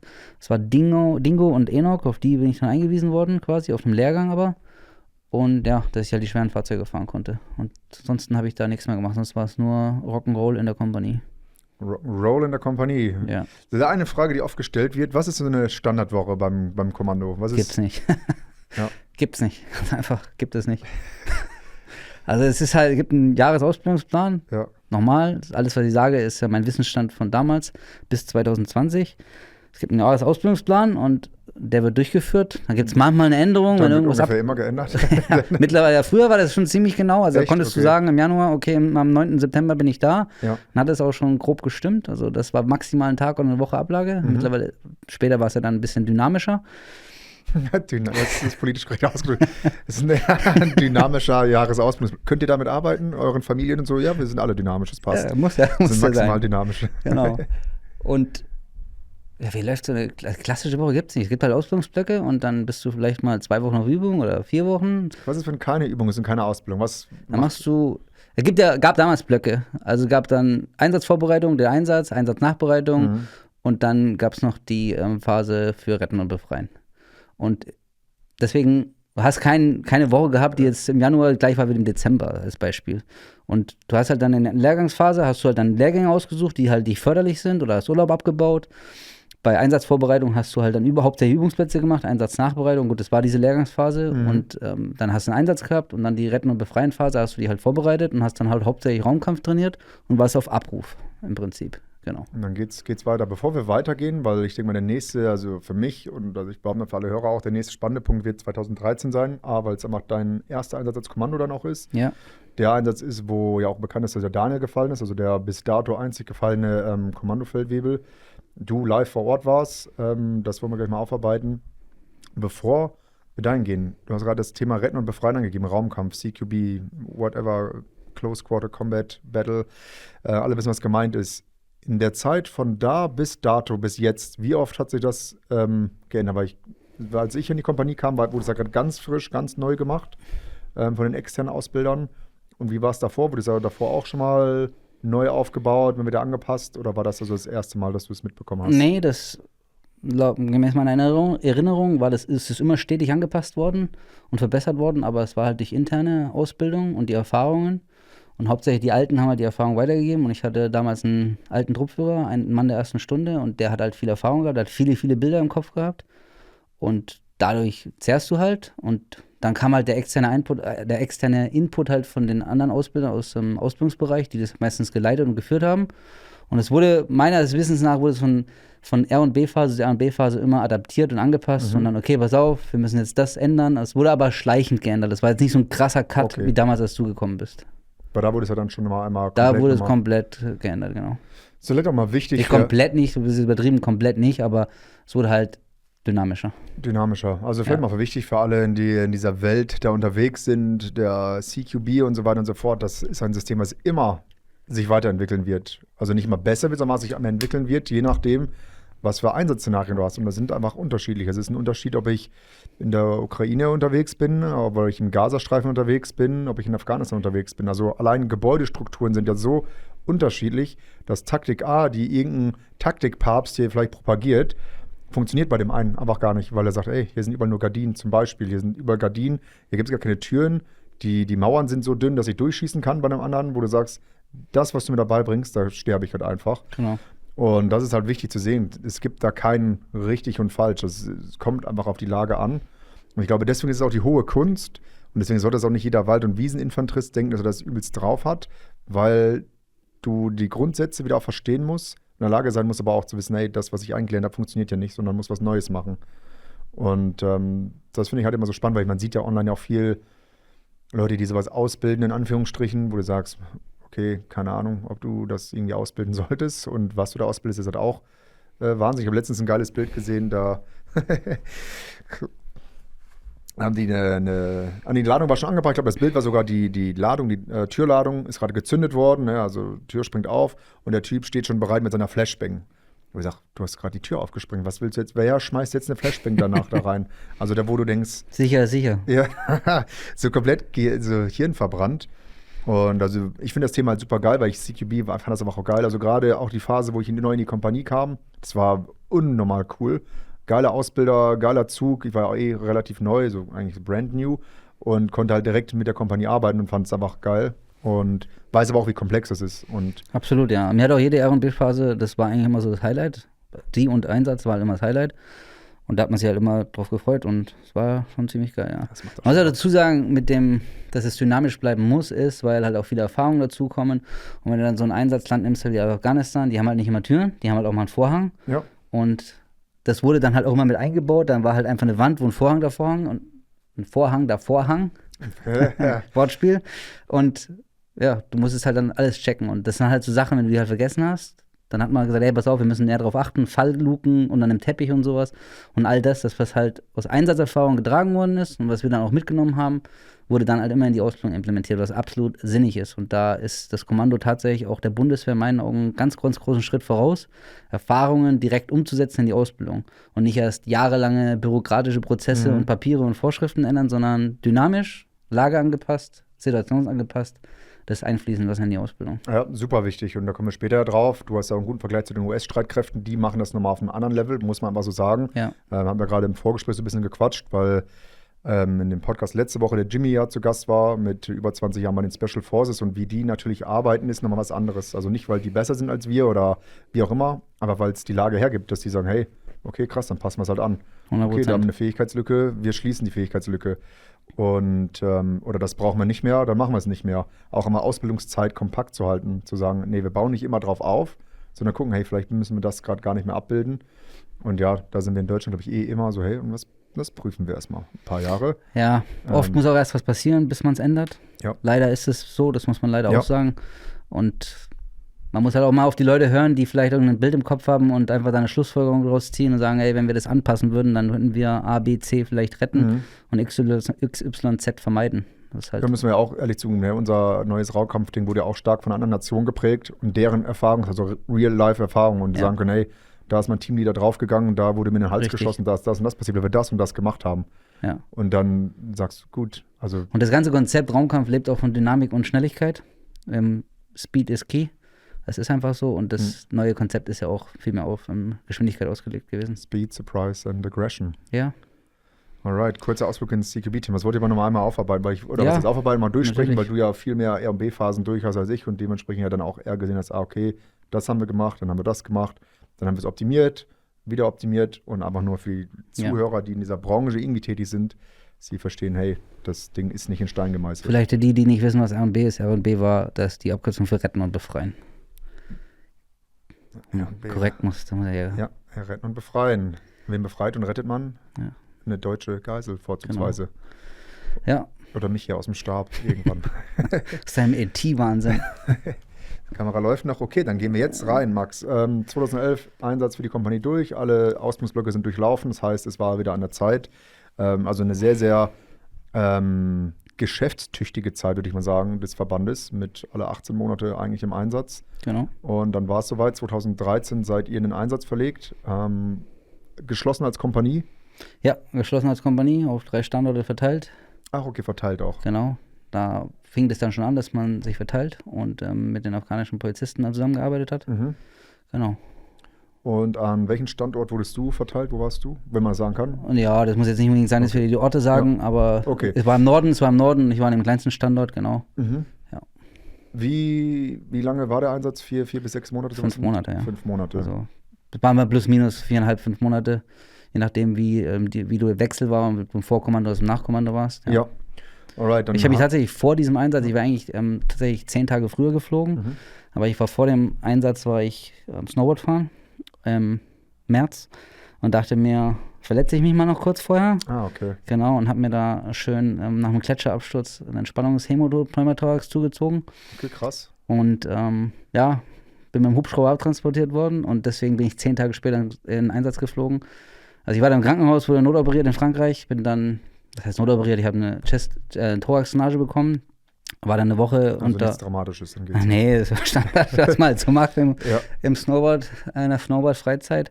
Genau, bin dann tatsächlich 10 Tage später erst in Einsatz geflogen, habe aber tatsächlich auch nichts verpasst, weil ich war quasi, ich glaube, ich war im Vorkommando dabei und bin einfach 10 Tage später geflogen. Aber da auch wieder, also ich denke mir so, ja, Standard, okay, aber eigentlich ist es auch nicht Standard, aber da sieht man natürlich, um keinen Preis der Welt würdest du ja diesen Einsatz jetzt verpassen Naja, wollen, weil du hast den ersten ja schon verpasst, weil du auf dem Medic-Lehrgang Ja. warst und da weiß ich aus eigener Erfahrung, weil ich habe den letzten Einsatz, den diese Kompanie gemacht hat, verpasst, weil ich auf dem Medic-Lehrgang war und das fuckt mich richtig ab. Deswegen weiß ich, dass du dann denkst, ey, den hier, Als ich egal was ist. tatsächlich auf dem Gletscher lag und ich wusste auch, was ich habe und mein einziger Gedanke war, ich muss in diesen Einsatz. Mhm. Das war mein einziger Gedanke und ja, Ja, ist schon crazy, aber ey, so ist es auf jeden Fall. Da hast du Ja. dich dann genau. Und dann bin direkt ich, zurückgekämpft und wir sind bereit. Es ist 2013, es ist Afghanistan, die Sonne brennt, obwohl es war, wann seid ihr gekommen?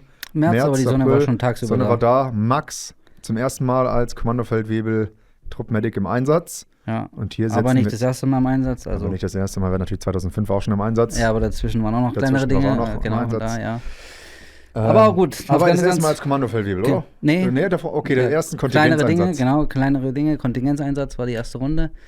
Ja, und Jetzt gehen da wir ging's rein. los. Da bist du da. Genau. März hast du gesagt? Ja. 2013. Wie ging's los? Was war so die Operation, was war eure Aufgabe, was war der Auftrag, mal Ja, so der- drüber grob skizzieren kann? Ganz grob skizziert, man hat ja dann da schon angefangen, die Afghanen auszubilden, die afghanische Polizei, afghanische Sicherheitskräfte auszubilden, dass die irgendwann die Aufgabe übernommen, was ja dann kläglich gescheitert ist. Echt? Fandst Ja. das so Wer hätte es gedacht? Sorry, aber da muss ich jetzt wirklich, weil jetzt können wir darüber lachen, weil wir wissen auch, wir müssen nicht mal spekulieren, wie es ausgegangen Genau. ist, sondern So, wir wissen, wie es ausgegangen ist, aber damals war das schon abzusehen.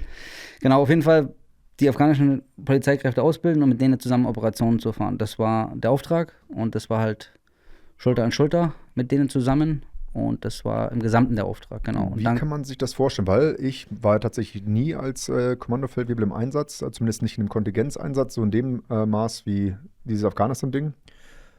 Wie kann man sich das vorstellen? Mit den Afghanen, ihr habt die ausgebildet, seid ihr mit denen zusammen auf Operationen? genau. Wie, Also es gab dort auch Züge, ganz normale militärische Strukturen, polizeilich-militärische Strukturen.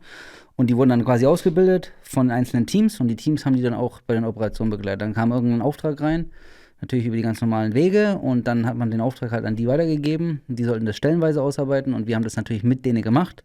Da ist man quasi mit denen im Trupp vorgegangen. So war der Plan. Und dann hat man sich versucht, immer weiter rauszunehmen, dass die es halt irgendwann selber übernehmen. Aber das hat halt sehr, sehr lange gedauert. okay, also kann man sich das so vorstellen, also ich versuche mal so zu skizzieren mit dem bisschen Halbwissen, was ich habe und meinem Forschungsvermögen. Es soll eine Person festgesetzt werden. Ein hochrangiger Taliban-Führer, sind also meistens so Lagen aufgebaut. Der ist jetzt da und da, den möchte man festsetzen. Wenn man Kilo Capture macht, Deutschland nicht, wir setzen nur fest. Und das soll dann ein Zug afghanischer Polizei oder Militär oder Nee, war beides? Polizei. Polizei. Das ist so vergleichbar gewesen mit Spezialkräftepolizei, aber natürlich nicht im Ansatz das, was SEK macht. Nicht im Ansatz. Es war aber quasi, hat man das so deklariert, dass das Okay. das Gleiche ist.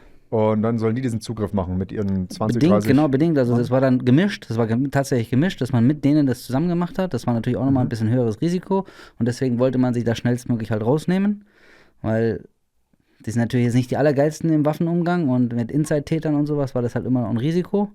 Und genau, deswegen hat man das mit denen zusammen gemacht und sich dann immer versucht, weiter sukzessive rauszunehmen. Aber stellenweise ist man dann auch alleine da gestanden. Auch tatsächlich, auch im letzten Einsatz 2019 war es stellenweise auch so, dass man dann alleine da stand und einen Kommandotrupp dann einfach komplett den Compound gerockt hat, weil die einfach nur lost waren oder einfach nicht verfügbar waren oder es einfach nicht umgesetzt bekommen haben. Ich glaube, es ist auch ein gar nicht so zu unterschätzender Faktor der Gefahr. Also das ist ja immer ein Zwiespalt zwischen was sagt das Militär und was sagt die Politik. Weil das Militär möchte meistens immer so militärische Lösungen auch für alles, muss man ja auch sagen. Also man ist in der Militärbubble und sagt, hey, wir lösen das militärisch. Die Politik sagt ja eher so, lass uns das vielleicht irgendwie diplomatisch lösen, whatever. Aber am Ende des Tages ist es ein guter Punkt. Es ist halt extremst erhöhtes Risiko, nicht nur mit seinen eigenen Leuten zusammenzuarbeiten, sondern auch mit anderen, die man A nicht kennt, B einen ganz anderen Ausbildungsstand haben, also eigentlich gar keinen vorhandenen Ausbildungsstand haben. Und C muss man also sagen, das Risiko für welche, die doppelseitig arbeiten, also für beide Parteien oder alle Parteien, die irgendwie involviert sind, ist natürlich schon hoch. Also wie war das Also vom Gefühl her ist es natürlich nicht immer ganz geil, mit denen unterwegs zu sein. Absolut nicht. Und man muss auch dazu sagen, es gibt ja nicht nur die Variante, dass jemand doppelt arbeitet, sondern dass auch irgendein Polizist abgecasht wird, damals von der Taliban, und dann kriegt er $100 in die Hand gedrückt und sagt so, du machst jetzt Folgendes, ansonsten ist deine Familie tot. Und dann $100 sind ja sehr, sehr viel Geld. Und dann dreht er sich halt um und schießt halt bei der Waffenausbildung Leute über den Haufen, was schon mehrfach vorgekommen ist. Nicht nur bei der Waffenausbildung, auch im Sicherheitspostenbereich. Wenn ich dann nur an OP North denke, ich weiß nicht mehr, welches Jahr war, aber da hat sich auch einer umgedreht und hat mehrere deutsche Soldaten. 2011, glaube ich, ja. Ja, genau. Und das ist ja mehrfach schon vorgekommen, auch bei den Amerikanern öfters, ein Inside-Täter war. Und das war natürlich immer ein Risiko, bei der Ausbildung auch tatsächlich, wo man dafür erhöhtes Augenmerk drauf gesetzt hat. Und bei Operationen war das natürlich schon auch immer, ja, ich habe jetzt hier einen neben mir, der ist nicht so ausgebildet wie ich. Genau. Wie gesagt, deswegen hat man sich versucht, sukzessive rauszuziehen. Es hat nur sehr, sehr lange gedauert, um dann halt nur noch die Führungskräfte auszubilden. Und in diese Richtung ging das dann halt. Aber trotzdem haben wir stellenweise halt auch komplett die Dinge alleine gemacht. Und das hat sich auch über die Jahre weiter so hingezogen dann. Operationstempo, wie war es 2013? Wahrscheinlich relativ, war es noch ISAF oder schon? Nee, es war natürlich noch ISAF, und es war schon hoch, das Tempo, und da war schon ein bisschen was im Gange. Also, ja, ich sag mal, in der Woche so unterschiedlich gewesen, aber schon so 3, 4 Dinger gingen da schon mal, ja. Und ich sag mal, ich gehe jetzt davon aus, so gerade die Anfangszeit war schon so, wie du es ja auch vorgestellt hast. Grundsätzlich Absolut, immer so vom Arbeiten her, von dem, was ihr gemacht habt, wo ihr die Zugriffe, die ihr gemacht habt, das, was ihr wart, ja dann auch vor dem Vorfall mit Daniel auch sehr aktiv überall unterwegs. Absolut, ja. Genau. Gab es da schon irgendwelche Situationen, wo du schon gemerkt hast, es ist schon teilweise sehr, sehr brenzlig und knapp, dass man irgendwie vielleicht so das Bewusstsein hatte, so, vielleicht kommt nicht jeder hier einfach unbeschadet aus der Nummer raus, oder lief es bis dato eher so, oder es passt, wenn man es Also grundsätzlich, wenn jemand Kommandosoldat wird oder SEK-Beamter wird und der hat sich nicht mit dem Thema Tod auseinandergesetzt, hat er in meinen Augen einfach nur schon komplett was falsch gemacht. Nicht umsonst füllt jeder Soldat, der in Einsatz geht, Listen aus, schreibt ein Testament und macht Vollmachten für den Fall der Fälle, weil es schon oft genug vorgekommen ist. Und wer als Kommandosoldat denkt, dass keine Gefahr besteht, der ist in meinen Augen falsch am Platz. Also ich war mir der Gefahr bewusst, und es gab schon vor das eine oder andere Brenzlige und auch ein oder andere Gefecht, und von daher gab es halt noch mehr Gefechte, den ganzen Einsatz durch, und dann der 4. Mai war halt dann die Spitze davon, genau.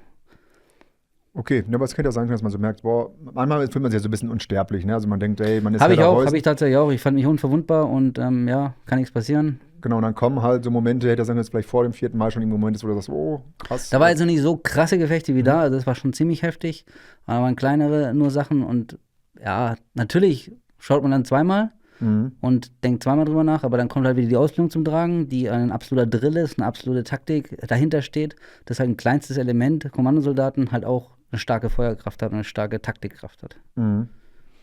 Okay, dann würde ich jetzt einfach gerne auf den 4. Mai einfach eingehen, insofern, also wie gesagt, du bist Herr, was du da erzählen möchtest. Wir schauen, dass wir in einem sauberen Rahmen bleiben. Ja, der 4. Mai ist ja auch öffentlich, von daher, genau. Also ich werde jetzt hier keine großen Truppen-, Ortszeit-, Zahlenangaben machen. Aber weil ich sag mal, die Geschichte an sich ist ja nicht bekannt, also richtig bekannt. Klar, man weiß, dass der Daniel da gefallen ist, man weiß, dass er beim Kommando war, aber also außerhalb des Verbandes, glaube ich, ist es sehr, sehr wenig darüber bekannt, so was überhaupt dort passiert ist. Ja, es stand aber trotzdem groß in der Presse und war ganz groß in der Presse. Ja, genau, aber es liest ja nicht jeder durch. Es gibt ja nicht so, es gibt ja keine krassen Berichte darüber oder Bücher, das wird ja nicht so mal richtig thematisiert wie jetzt man muss aber und Survivor zum Beispiel, absolut, wo jeder weiß, was passiert ist. Ja, ich kann ein Buch darüber schreiben. Auf jeden Fall, der 4. Mai, das war eine etwas größere angelegte Operation von afghanischen Militär- und Polizeikräften, um die Taliban zu vertreiben aus den Gebieten. Und wir sind dann da zugestoßen, um quasi einen chirurgischen Schnitt zu machen, um eine Person festzusetzen und zu unterstützen. Und bei dieser Operation, bei diesem Vorhaben, genau das ist das richtige Wort, Vorhaben, sind wir quasi in einen massiven Hinterhalt reingelaufen und haben dann Luftunterstützung angefordert. Die Luftunterstützung hat dann angefangen zu wirken. Dann wollten wir danach kontrollieren, dass unser Rückraum frei ist, weil wir wollten auf eine Ortschaft ansetzen. Und dieser Rückraum, da hatten die sich unter Planen versteckt, oder sich dem Wärmebildgerät entzogen haben. Und haben dann wieder einen Hinterhalt angelegt. Und in den Hinterhalt sind wir reingelaufen und haben dann massiv Feuer bekommen in dem dschungelartigen Gelände. Genau, und dann ist der Daniel gefallen. Es gab einen Verletzten und 3 weitere hatten noch Treffer, aber nur an der Ausrüstung. Genau. Das war quasi so Initial von dem zweiten Hinterhalt war quasi das. So genau, wir sind quasi in Waldkampfformationen taktisch schon vorgegangen. Und dann wurden wir durch den Hinterhalt angegriffen. Und wir wollten dann natürlich agieren. Das war alles dabei, Verteidigung, Begegnung und im Angriffsgefecht. Und im Angriffsschwung sind wir dann wieder angeschossen worden. Da hatten wir den Verletzten und den habe ich dann als erstes versorgt. Der war bei mir im Trupp. Und genau, dann haben wir quasi den Angriff abgebrochen, sind dann in die Verteidigung übergegangen und haben dann den Daniel geborgen, der halt dort vorne gefallen ist. Genau, das ist ein ganz grober Abriss. Das heißt, die Operation ist quasi mehr oder weniger gelaufen. Das war dann Battle Damage Assessment, stand, glaube ich, in den Berichten. Genau. So, hey, okay, der Luftunterstützung kam, Battle Damage Assessment, um zu gucken, hey, Wirkung im Ziel, was ist genau passiert. Genau. Und dabei ist dann quasi mit einem Maschinengewehr oder irgendwie sowas. Mit AK. Das Feuer eröffnet worden. Und Also warum da noch Leute waren, das war so eine Landzunge, und warum da noch Leute waren, das hat man dann später analysiert, weil die hatten vorbereitete Planen, um sich dem Wärmebildgerät zu entziehen. Die sind natürlich auch nicht auf den Kopf gefallen, die haben natürlich sich auch angepasst an ihren Feind, und der Feind waren ja die Alliierten, Dankeschön, Buchstabensalat. Und ich wollte Artillerie sagen. Die Artillerie ist auch ihr Feind. Genau, die Alliierten. Und ja, die haben sich halt dem Wärmebildgerät entzogen und haben das dann geschafft, sich halt in der Zeit zu verstecken. Luftfahrzeuge waren weg und die Drohne war noch drüber, aber hat das halt dann auch nicht mehr gesehen. Zumindest ist das mein Wissensstand. Und dann sind wir halt in diesen Hinterhalt reingelaufen. Ja, es ist halt irgendwie schon wieder krass, wenn man auch so sieht, wie hochtechnologisch wir irgendwie überlegen sind und man doch mit einfachen Mitteln das Ganze aushebeln kann. Ne? Also man sieht ja, was für eine Erfahrung die da unten haben in sowas. Die machen es irgendwie gefühlt, in meiner Wahrnehmung, seitdem es dieses Land gibt, sind die da irgendwie in so Konflikten. Absolut. Weil das ist halt krass, eine Plane, die aus dem Baumarkt kriegt, hat dafür gesorgt, dass A10 war es, glaube ich, ihr habt letztens noch ein Video von ihr gesehen, genau. Ein Gunship, die nicht sieht, eine Drohne, die nicht sieht, ihr die offensichtlich nicht seht und dann Ich war in einem anderen Einsatz später und dort hatten die sogar richtige Anzüge mit Bügeln und hatten dann innen drin mit Isolierfolie, hatten sie richtige Glocke gebaut. Krass. Und haben dann quasi Suicide-Westen angezogen, haben diese riesen Stülpweste drüber gehabt, haben die Weste einfach abgeschmissen und haben sich dann auch in die Luft gesprengt, auch um der Drohne und halt dem Wärmebildgerät von Luftfahrzeugen zu entgehen. Also die Techniken, die angewendet haben, waren halt unkonventionell. Learning by doing. Die machen halt die ganze Zeit und finden eine Lösung. Genau. Wie habt ihr das dann gelöst? Du hast ja gerade gesagt, und ein bisschen weiß ich ja auch, weil ich ja noch in der Kompanie war. Also Daniel ist direkt gefallen. Ich glaube, es war, weiß nicht, wer zu dem Zeitpunkt auch schon ein Truppführer war, der dann mit dem Helmtreffer. Nee, das war nicht mein Truppführer, das war ein Teamkamerad von mir. Mit dem, genau, und der hat einen Helmtreffer gehabt, den habe ich dann als erstes versorgt. Dann ist mein Trupp zurück und dann haben wir den Daniel geborgen unter Feuer und genau. Dann hatten wir hinten wieder quasi am Flussufer, hatten wir dann ein bisschen einen sicheren Spot und dann war auch Ruhe und dann haben wir Medivac angefordert, der wurde dann auch nochmal beschossen und dann wurde der Daniel und der verletzte Kamerad wurden dann ausgeflogen. Genau, und dann war für uns dann halt auch Abzug quasi und dann war die Überlegung, ob man nochmal neu ansetzt und dann haben wir aber abgebrochen und dann lief nochmal Operationen in dem Gebiet über mehrere Tage, wo wir dann dort wieder auch in mehrere Gefechte verwickelt waren. Kann man da sagen, wie viele Mann von euch waren da ungefähr vor Ort? Kann man da so eine Größenordnung, wie viel war wir? Da möchte ich jetzt keine Zahlen nennen, aber es waren 2 Kommandotrupps. Okay, also nicht mehr. 2 Kommandotrupps plus ein Führungselement, ohne da jetzt genau auf Zahlen einzugehen. Aber das war nicht sehr groß. Also. Plus auf die afghanischen Partner in dem Moment wahrscheinlich kann man nicht mehr bauen. Nee, da muss man halt auch sagen, wobei es ist ja eh rum, aber die Afghanen sind stellenweise auch geflüchtet in dem Gefecht. Ich habe sogar ein Video, wo ein Afghaner einfach abhaut, wo die einfach nur flüchten vor dem Gefecht und uns alleine gelassen haben. Und das war ja auch diese Krux, deswegen hat man damals schon gesagt, das wird so nicht funktionieren. Und es ist halt gefährlich, weil 2 Trupps sind da nicht so viel. Wenn gerade scheiße wird, ist es nicht so, dass du sagst, ey, dann lösen wir es halt alleine. Es ist halt so, ja. Ja, grundsätzlich kann ja so 2 Kommandotrupps schon einiges auslösen, aber halt in so einer Situation, wenn du dich eigentlich mit den Afghanen da, und eigentlich ist es deren Auftrag, und du unterstützt ja quasi nur, dann ist das natürlich eine andere Geschichte, wenn die dann auf einmal flitzen und du halt nicht weißt, was die als nächstes tun. Ja, also ihr habt die Situation gelöst, oder ich sag mal, das Beste draus, ihr habt euch da halb mal rausgebracht. Ich denke mal, rein objektiv von außen betrachtet, irgendwie Glück im Unglück, hört sich immer so blöd an, weil natürlich ist ein Mensch beigestorben, also kann man nicht von Glück reden, aber wie gesagt, ein Mann mit einem Helmtreffer, das ist schon... Und 3 Leute Ausrüstung. Und 3 Leute Ausrüstung, liegt ja auch noch in Kalf dann aus, die Sachen. Ja. Schon heftig, ne? Also es hätte ja auch noch mal ganz anders ausgehen können. Absolut, ja. Ihr seid dann zurück. Wie war denn der fortlaufende Einsatz? Wie seid ihr damit umgegangen? Wir sind erst nach Deutschland geflogen und haben den Daniel zurückgebracht. Wir haben ihn komplett dann zurückbegleitet. Haben ihn beerdigt und sind dann wieder zurück in den Einsatz geflogen. Da war natürlich erstmal das Vertrauen zu den Afghanen ein bisschen distanziert, es war wirklich distanzierter. Und dann hat man aber weitergemacht, weil es auch von oben der Auftrag kam, weitermachen. Und dann liefen da halt mehrere Operationen auch in diesem Gebiet. Und war zum Beispiel eine 6-Tages-Operation, 5 Nächte. Und dort hat man dann halt weiter aufgeräumt. Kann man schon sagen, dass wahrscheinlich sogar noch ein bisschen mehr Drive dann drin war. Man muss ja sagen, also alles Menschen mit Emotionen, die A, Trauer, B, aber auch Wut, also man sagt, hey. Ja, und der Auftrag halt. Und dann kommt es aber, muss man ganz klar sagen, auf die Führung auch drauf an. Die Führung vor Ort und die Führung, die das halt von Deutschland führt. Und die Führung vor Ort, die war halt hochmotiviert und auch nicht zu stolz jetzt oder zu feige, da wieder reinzugehen. Und deswegen, das hat auch schon ganz viel ausgemacht. Ich behaupte nicht, dass jeder Führer vor Ort dort diesen Drive gehabt hätte, da jetzt weiterzuarbeiten. Nee, weil das ist auch ein Punkt, ich denke 1000-mal an verschiedenste Sachen immer nach, wieso auch immer, aber gerade in der Bundeswehr, wenn man über Offiziere oder Führung dann immer so schimpft und ganz oft auch bestimmt berechtigt, aber das ist natürlich der Mann, der dann da in Verantwortung ist, trägt die Verantwortung auch für das Leben anderer. Und jeder, der mal irgendwie so in einer ähnlichen Lage mal war, weiß, sich selbst einer Gefahr auszusetzen, das macht man immer, also auch nicht jeder, aber denke ich, jetzt zieh ich schon durch, jemandem anderen die Gefahr auszusetzen, ist immer was anderes. Also es gehört schon viel dazu zu sagen, ja, ich weiß, es ist jetzt auch eine brenzlige Situation, wo ich die da reinschicke, aber das ist ja das, was wir jetzt machen müssen. Wir müssen weiter dranbleiben und ich weiß auch, dass die Männer das wollen, aber trotzdem trägst du ja dann die Verantwortung, also derjenige, der in Verantwortung ist. Absolut, aber es ist auch das Geschäft halt gewesen. Ne? Das ist genau das Geschäft, aber manchmal denke ich so, es ist halt schon krass, also wenn du halt, aber ihr habt also wenn ein SEK-Beamter morgens in einen Einsatz geht und weiß, dass derjenige Waffen hat und denkt so, ja, der wird jetzt dann mit einem Streichholz dastehen, dann hat er schon von vorne was in seinem Mindset falsch gemacht. Und das ist da nichts anderes. Ja, das ist genauso wie ein Rettungsdienst, der zu einer Schlägerei gerufen wird, der sollte sich zweimal überlegen, was erwartet mich denn jetzt? Also der Einsatzcall ist ja schon vorgegeben und das ist im Prinzip da einfach nur in einem anderen Pattern. Nee, richtig. Aber ich versuche immer nur, dass jemand, der außenstehend ist, dass man dem vielleicht so ein bisschen diese Gefühlslage, diese Denkanstöße mitzugeben, weil wir natürlich aus einer bestimmten Bubble kommen.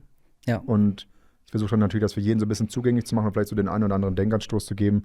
Vor allem auch vielleicht für einen zukünftigen militärischen Führer, der zuhört und sich so denkt, ja okay, krass, du musst halt auch Balls haben. Ne? Das ist nicht nur Anzugkontrolle und hier und da, sondern am Ende des Tages auch die eine Hose haben und sagen, hey, wir ziehen das jetzt hier durch. So wie es da 2013 gemacht wurde. Genau. Und auch nochmal vielleicht die Realität, ne, aber nochmal wieder ins Leben zu rufen, so hey, da ist gerade jemand, den ihr ja alle gut kanntet, das ist ja auch das Ding, ihr seid in einer Kompanie, es ist kein Fremder, den kannte jeder von euch mehr oder weniger gut, aber erstmal schon gut, der jetzt ist aus dem Leben gerissen worden und es geht ja trotzdem dann einfach weiter, in Anführungsstrichen, es ist dann so, hey, jo, krass, wir müssen aber jetzt weitermachen. Ja. Und das ist halt auch mal die Realität des Soldatenlebens oder als Polizisten, wenn sowas ist, ja, man muss halt auch mal weitermachen.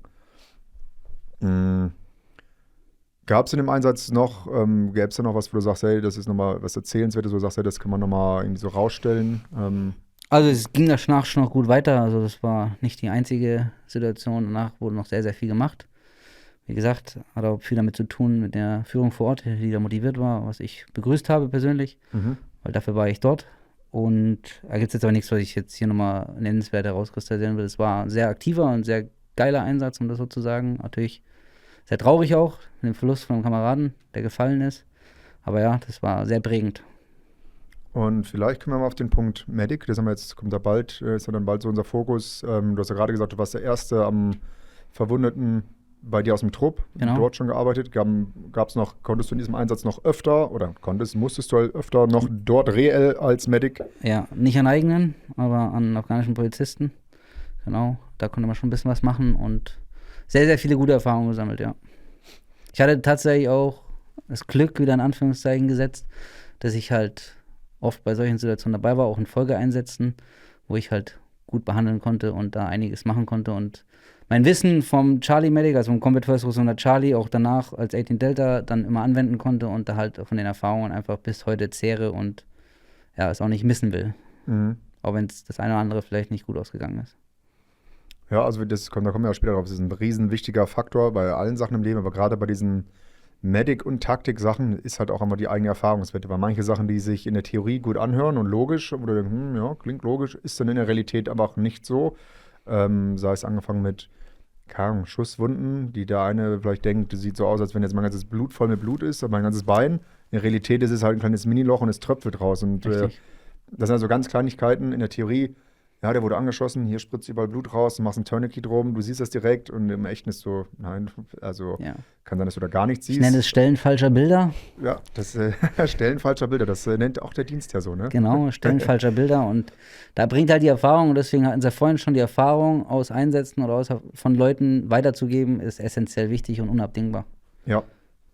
Da kommen wir später nochmal drauf. Das ist ein guter Punkt. Hast du Ja. sehr, sehr gut gemacht. Ich würde das einmal ganz kurz ansprechen. Oder wenn ich deinen Podcast jetzt zerstören, nachdem die Kamera dich schon ins Schwitzen gebracht Diesen hat. Podcast, das steht gar nichts, Alter. Das sage ich dir, wie es ist. Egal, wie ich hier versucht werde, sabotiert zu werden. Das Ding läuft. Ja, also erstmal vielen Dank für diese, also sag ich mal für alle, für die Mitreise, dass wir da mal einen Einblick haben durften. Also gerade für mich, also ich habe ja schon relativ viel davon gehört, weil ich in der Kompanie war. Trotzdem war ich nicht live dabei und ich weiß, dass wenige Leute die Geschichte an sich, glaube ich, so kennen. Und es ist eine Geschichte, die in meiner Welt sehr würdig ist, auch nach außen zu tragen. Denn so viel man da rumphilosophiert und das Kommando sind alles Rechtsradikale, müssen sie auflösen zu hier und da und bla und alle wollen Operator werden. Am Ende des Tages sind es ja irgendwo Menschen, die hinterstecken und auch Menschen, die ihr Leben verloren haben und auch einige, die ja verwundet wurden im Einsatz, wo man ja nichts von hört, aber das ist ja auch faktisch. Da steckt ja sehr, sehr viel hinter diesem Berufsbild und das möchte ich aber auch nach außen tragen, dass man dann mal so checkt, wer ist das eigentlich, was sind das für Typen, die so drauf sind, sowas durchziehen am Ende des Tages für jeden, der hier wohnt. Und das sollte sich jeder, der vielleicht zumindest drüber schimpft, mal drüber nachdenken, ob er den Schneid dazu hätte, sowas durchzuziehen, nach Hause zu fliegen, jemanden zu beerdigen und dann wieder zurück und wohl wissend, was da auf ihn wartet, wieder anzusetzen. Ne? Also da nochmal von meiner Seite aus nochmal Chapeau an alle Jungs aus der Kompanie. Und nochmal einen schönen Gruß an den Helmtreffer-Mann, weil ich weiß, dass er den Podcast auch hört und sieht. Der mir Das wird er ziemlich sicher, ja. Auch Grüße von mir an ihn. Der hat mir nämlich auch paar geile Vorschläge noch gegeben fürs Podcast-Setup. An dieser Stelle auch nochmal schönen Gruß. Aber man muss auch dazu sagen, das muss man auch ganz klar rauskristallisieren, nicht alle Verletzungen sind immer sichtbar, wo wir vielleicht später auch noch dazu kommen werden. Ja. Genau, das eine oder andere trägt sich halt auch übers Leben mit nach und von daher, Ja. Punkt. Ja, jetzt haben wir so ein bisschen die Stimmung bei allen gekippt, aber egal, ich baue sie einfach wieder auf. Mach das. Ich mache einen harten Cut. Ja. 2013, ihr seid zurückgekommen. Die Gefühlslage wird immer noch, sag ich mal, durchwühlt sein. Also ich denke, erst dann fängt ja auch das Verarbeiten wirklich an, weil im Einsatz ihr einfach Schlagzahl hattet, dann zurückkommen. Wie war es, das Zurückkommen? Ihr habt euch ja mal wahrscheinlich zusammengerauft, könnte ich mir vorstellen, als Kompanie. Ja, also der Zyklus ging ganz normal weiter. Wir hatten dann einen Urlaubszeitraum und dann ging es ganz normal halt in die Phase Lehrgänge, Auffrischungen, Lizenzerhalt etc., Sporttest hier in Warendorf, bei dir um die Ecke und das stand dann alles an. Und bei mir in diesem Einsatz wurde ich das 2. oder sogar das 3. Mal gefragt, ob ich auf 18 Delta gehen will. Und dann habe ich ja gesagt. Hatte auch tatsächlich, muss ich retroperspektiv auch definitiv unterstreichen, hatte auch was mit dem 4. Mai zu tun, weil ich den 18 Delta damals arbeiten sehen habe und habe mir gedacht, okay, das ist Next Level Shit, das muss ich auch können, weil da waren Sachen dabei, die der kurz getestet hat, wo ich gesagt habe, okay, das habe ich nie gelernt, aber ich muss das können, weil ich bin jetzt hier und kann es nicht, ich muss das können. Und man hatte mich schon auf dem Visier, dass ich auf diesen Lehrgang gehe und es war auch eine deiner Fragen, die du gestellt bekommen hast, wie wird man ausgewählt? Oder kann jeder da hingehen? Nee, kann nicht jeder da hingehen. Also die Führung und der Vorgänger, also der andere 18 Delta, der alte Hase oder der Master Medic beziehungsweise Führungspersonal entscheidet, okay, wer ist potenziell dafür geeignet, wer ist da motiviert genug für das Thema selber, wer hat da Bock auf die Sprache drauf, wer spricht vielleicht schon gutes Englisch. Ich hatte damals noch ordentliches Ballermann-Englisch, also ein Bier bestellen und nach dem Weg fragen, das konnte ich. Untertrieben, übertrieben, wie auch immer. Übertrieben, wahrscheinlich gar noch weniger. Ja, ein bisschen was schon. Auf jeden Fall. Dann wurde ich wieder gefragt und dann habe ich gesagt, ja, ich mache das und habe dann direkt angefangen, Englisch zu lernen, halt noch mehr, schon im Einsatz. Und ich bin dann Ende des 2013, nachdem ich dann noch auf Übungen war und anderen Auffrischungslehrgängen, bin ich dann Ende des Jahres direkt nach USA gegangen. Also alles eingetütet, den ganzen Papierkram, bin dann komplett aus Deutschland umgezogen. Abgemeldet? Ja, abgemeldet nicht, aber umgezogen bin ich quasi nach USA und dann bin ich im November 2013 angereist nach USA. Genau.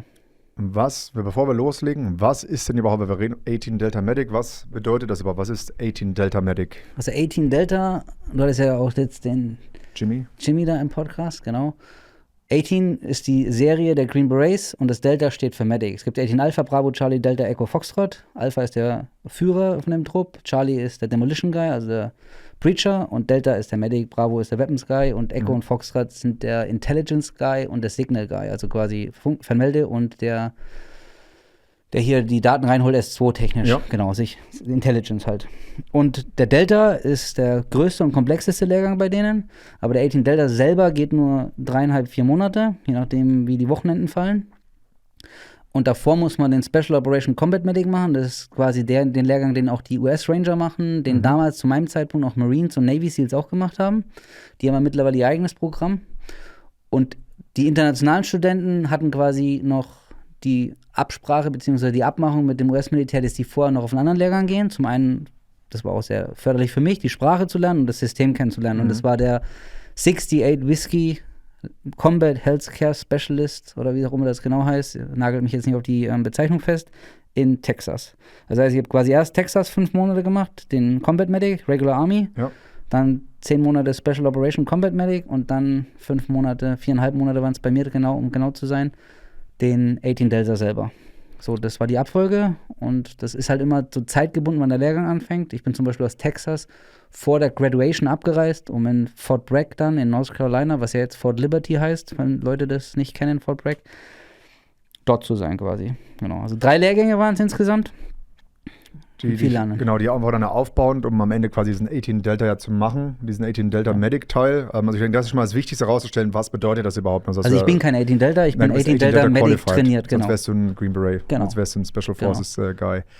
Also ich glaube, das ist wichtig, weil da gehört man ja alles mögliche. 18 steht für 18 Monate. Stimmt und nicht. Hier und da. Also 18 Delta, das ist diese MOS, heißt es ja bei denen. Genau. Irgendwas Off-Service, weiß ich nicht, wofür das M steht. Military Occupation Service. Also wie bei uns die Verwendungsreihe hier 0800 Infanterie oder sowas. Ja, genau. Gibt es ja auch verschiedene, ich weiß nicht, wie bei uns heißen. Truppengattungsähnlich ist es, glaube ich, sogar. Ich kenne unsere Namen nicht so. Aber da ist genau wichtig, dass man das schon mal weiß. Das finde ich wichtig, dann weiß man, das ist also 11 Bravo zum Beispiel ist der Regular Infantryman. Infantryman. Das war Jimmy tatsächlich auch, glaube ich, so angefangen. 11 Bravo. Ja, wenn der 82nd war, ja. Okay. Starten wir rein. Wieso, weshalb, warum gibt es 18 Deltas im Kommando? Was ist so die Idee des Gefechts? Warum möchte man da jemanden im Verband haben oder im Kommando? Was ist der Unterschied von dem Truppmedic, dem Mann im Sand-Spätzug und dann dem 18 Delta, der dann? Genau. Also der Sand-Spätzug kam ja nochmal später. Also den gab es dann. Den wurde später aufgestellt. Vorher hatte man einen Arzt und einen Rettungsassistent, damals noch, der Kompanie zugeteilt, als Unterstützung, als Elba, das luftbewegliche Arzttrupp. Und das wurde später dann erst umgestellt. Aber die Idee von dem 18 Delta Medic in der Kompanie, im Kommando, war die, dass man halt die höchste Funktion hat und der auch der Berater des Chefes ist und der Führung ist und dass der halt auch einen Patienten länger behandeln kann und auch der Ausbilder für die ganzen jungen Medics ist. Aber erste Linie war mein Job Operator. Und wieso in die USA? Wieso macht man das nicht in Deutschland? Weil es nichts Vergleichbares gibt, das muss man leider so hart sagen. Und die USA-Ausbildung ist auch so, dass es auf PA-Niveau ist, auf Physician Assistant-Niveau. Also in den USA hätte ich, glaube ich, 1 oder 2 Degrees nachweisen müssen. Und dann hätte ich da in 1 oder 1,5 Jahre hätte ich Physician Assistant werden können mit dem Studium, hätte man selber bezahlen müssen. Hatte ich auch mal kurz die Idee darüber, aber es ist dann aufgrund der Zeit einfach nicht, hätte das überhaupt gar nicht hingehauen. Und ja, also das ist einfach eine super tiefe, intensive und breite Ausbildung. Man macht erst den regulären Rettungssanitäter, dann macht man den Combat Medic der Army. Das war der Teil, wo man die Abmache war, dass man halt die Sprache gut kann und das System gut versteht. Und dann geht man auf den Special Operation Combat Medic und dort lernt man im Schwerpunkt, macht man nochmal einen Rettungssanitäter und dann lernt man halt Anatomie, Physiologie, klinische Medizin, alle Verletzungen, alle bakteriellen, viralen Erkrankungen, alle skeletalen, Muskelverletzungen, alles. Dann geht man in Trauma rein, in verschiedene Traumablöcke, lernt Hundemedizin, also K9, dann lernt man alles, was kaputt gehen kann im Körper durch einen Unfall, dann alles, was kaputt gehen kann durch Explosions- und Schuss- und Sprengverletzungen, das ist die komplette Bandbreite und das halt in verschiedenen Phasen und verschiedenen Pattern. Genau. So, der Special Operation Combat Medic, der ist jetzt wahrscheinlich auch schon nicht mehr vergleichbar mit dem CFR Charlie, sondern auch schon mal ein ganzes Stück tiefer. Gibt eine ganz andere Liga und in Deutschland gibt es ja mittlerweile den NATO-SOCOM. Ja. Der ist leider auch nicht damit vergleichbar, weil dem fehlt der ganze klinische Anteil. Zumindest war das damals so. Ich habe da mal unterstützt und der NSOCOM geht auch nur 5 Monate, der ist sehr traumalastig. Aber der ist schon besser als der Combat First Responder Charlie. Ja. Und die nordischen Länder haben auch was gemacht, das heißt Nordic SOCOM, und die machen auch sehr viel mit Transfusionen. Die sind da auch ziemlich weit vorne, aber der US-SOCOM ist einfach länger und intensiver in der Tiefe und Breite. Woran meinst du, liegt das? Also, wir sind jetzt auch nur wir können ja ein bisschen drüber sprechen, also der ist wieder gerade aufgebaut, ne? Also auch nochmal, glaube ich, für die Jungs im Verband jetzt gibt es ja, glaube ich, bald ein paar Pilotprojekte mit dem End zu kommen, dass man den macht anstatt im CFR Charlie, aber alles noch in den Kinderschuhen, keine Ahnung, habe jetzt auch keine Aktien wirklich drin. Aber die skandinavischen Länder scheinen da ja auch schon etwas länger irgendwie noch ein bisschen höhere Qualität ihrer eigenen Medic-Ausbildung zu haben. Also kannst du dir erklären, warum? Gibt es einen Grund zu, oder sind die immer nur engagierter und sagen, hey, wir gucken uns das an und bauen dann unser eigenes Ding? Also ich weiß jetzt den Grund nicht. Meine Vermutung liegt nur daran, ich habe auch mal in Schweden eine große Übung mitgemacht, die sehr, sehr intensiv und sehr, sehr, sehr, sehr geil war, muss man einfach sagen. Da habe ich sehr, sehr viel gelernt habe. Die habe ich tatsächlich noch vor dem 18 Delta gemacht, zwischen dem Einsatz und dem 18 Delta. Mhm. Und die haben weniger Auflagen als Deutschland. Die haben weniger bürokratische Auflagen, auch mit dem ganzen Transfusionsprogramm. Die können halt da Blut transfusieren. Und der Punkt ist einfach nur die haben halt wahrscheinlich auch erkannt, wir brauchen da eine Lücke schließen. Ärzte sind nicht ausgebildet als Kommando. Und in Calw hat man ja später dann Ärzte ausgewählt und die dann auch besser ausgebildet, was ein übelster großer Vorteil war. Und das hat auch massiv was geändert. Und dadurch ist ja auch der Sanitätsspätzug entstanden, der Sandspätzug. Und ja, also ich kann das jetzt nicht genau erklären, warum die nordischen Länder da voraus sind, aber die sind voraus gewesen zu dem Zeitpunkt auf jeden Fall. Ja, okay. Also SOCOM auch schon, also wäre auch schon ein reinen Gewinn bringen, wenn man sagt, man macht nur den SOCOM ohne den 18 Delta. Absolut. Das ist ja auch grundsätzlich die Idee gewesen. Dieser NATO-SOCOM, das ist der Team-Medic, ein NATO-SOCOM ist. Und eigentlich, muss man so hart sagen, es gibt eine Anforderung an Spezialkräfte und das ist eine Liste mit 160 Punkten, die muss ein Medic erfüllen, und leider erfüllt die ein Combat First Responder Charlie nicht, sondern die erfüllt nur ein SOCOM-Medic. Egal, ob es ein NATO-SOCOM ist oder ob das ein US-SOCOM ist. Das sind halt Sachen dabei, wie Blasenkatheter legen und sowas, das gehört alles dazu, weil ich dann ins Prolonged Field Care reingehe, und das hat ein Combat First Responder Charlie, lernt das nicht. Außer er lernt es natürlich dann hinten raus, aber es ist ja nicht offiziell qualifiziert, offiziell bestätigt. Genau. Stimmt. Also es ist nur eine von vielen Aufgaben. Ja. Okay, du bist in die USA rein, du hast ja schon gesagt, Englisch hast du aber vorher angefangen zu lernen. Genau. Und man hat ja extra diesen 68 Whisky oder 86? 68 Whisky, also den Rettungssanitäter, Einsatzsanitäter der Army quasi. Combat Army Medic, genau. Combat Army. Genau. Das heißt Combat Army Medic Regular Healthcare Specialist. Also das ist der Rettungssanitäter und Combat Medic für die reguläre Army komplett weltweit. Das war ein Riesenprogramm, das war quasi deren SGA, die kam aus der Grundausbildung direkt in die zweite Ausbildung, das war deren SGA quasi. Der Hauptfeldwebel US, wie hieß der? Master Sergeant? I8, ja. E8, Long Hair, Beard. Damals tatsächlich habe ich die Haare ein bisschen gekürzt, damit man mich da nicht anpissen konnte, aber zu dem Zeitpunkt hatte ich meine schönen langen Haare, ja. Und dann hast du dich da durchgeboxt. Also klar, für dich war dann Sprache wahrscheinlich die größte Herausforderung, die einzige Herausforderung, vermute ich mal. Und generell einfach so deren System lernen, wie unterrichten die, wie sind hier die Verhaltensweisen. Aber ich glaube, ich habe noch in Erinnerung, dass da auch der Ausbilder auch im Dienstgrad jünger war als du und dann auch eher so. Bei denen ist ja das mit dem Dienstgrad noch ein bisschen krasser. Also bei uns ist ja so, dass die Feldwebelriege ist jetzt da nicht so. Also der Hauptfeldwebel schreit jetzt nicht den Oberfeldwebel so an. Ja, und da also ist der Oberstaber vielleicht noch der Einzige, wo du sagst, ja, genau, aber dann auch mehr aufgrund der Position, und in Calw war das ja auch nicht der Fall. Oder ist nicht der Fall. Keine Ahnung, wie es jetzt ist. Aber dort waren die Ausbilder halt auch, die haben halt noch mehr Respekt mehr gezollt. Das ist da schon eine andere Hausnummer, genau. Mit der Sprache war es tatsächlich so, dass ich sehr, sehr viel verstanden habe. Eigentlich habe ich alles verstanden, es waren immer nur einzelne Wörter, und ich hatte auch ein Dictionary auf dem Tisch und habe dann immer nachgeblättert.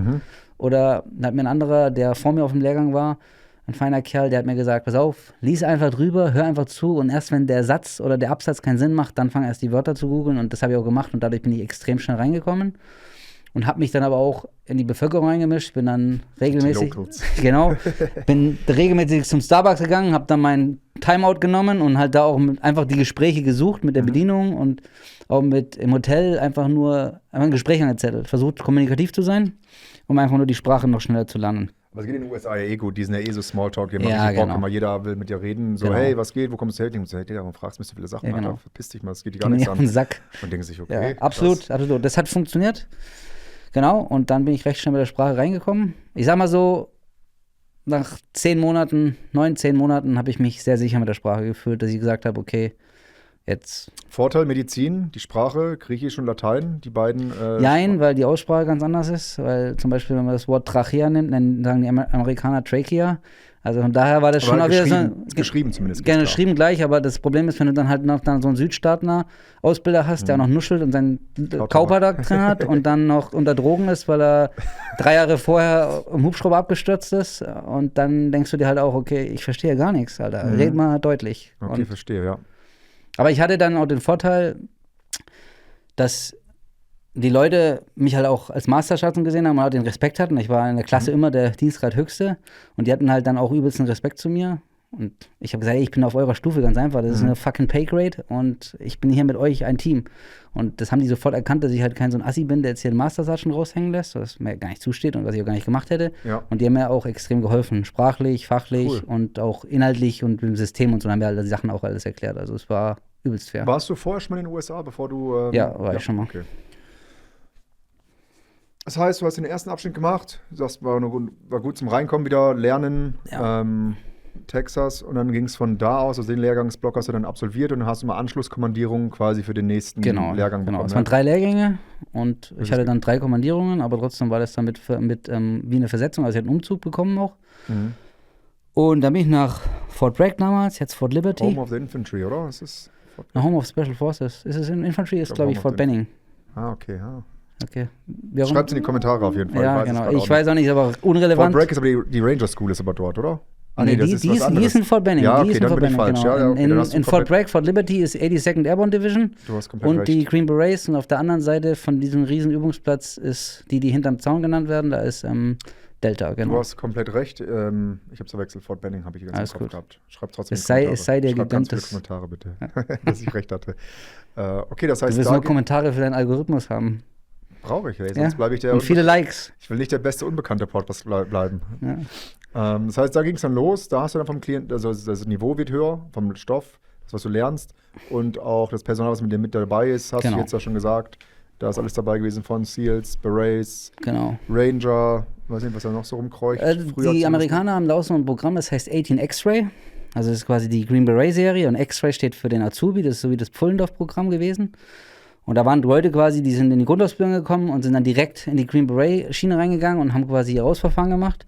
Und der SOCOM machen die quasi am Anfang ihre Basisausbildung, dann gehen die Basisausbildung und am Ende der Basisausbildung machen die den 18 Delta und dann fließen die ein in die große Abschlussübung mit allen. Robin Sage, ja. Genau. Und ja, die SOCOM-Klasse hat dann angefangen mit 93, waren es, glaube ich.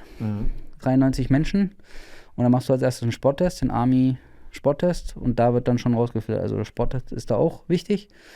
Genau, und von den 93 sind am Schluss aus der Originalklasse mit mir 10 übrig geblieben. Krass. Und der Rest hat entweder einen Lehrgang nicht bestanden, musste dann eine Klasse zurück oder ist komplett raus. Ich hatte zum Beispiel einen drin, der saß im ersten Block neben mir und der wollte kein 18 Delta werden. Der hatte keinen Bock drauf.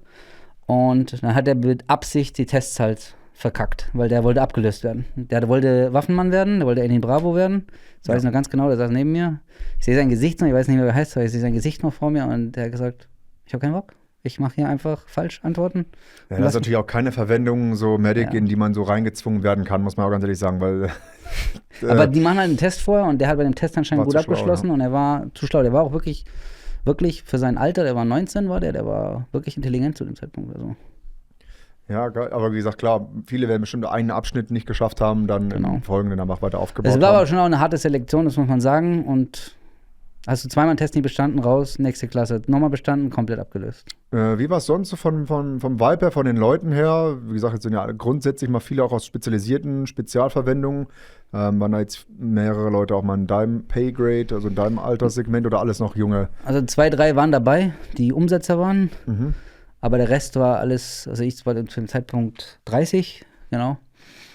Und die waren alle jünger. Also die waren mit Masse, waren die 3, 4 Jahre jünger als ich.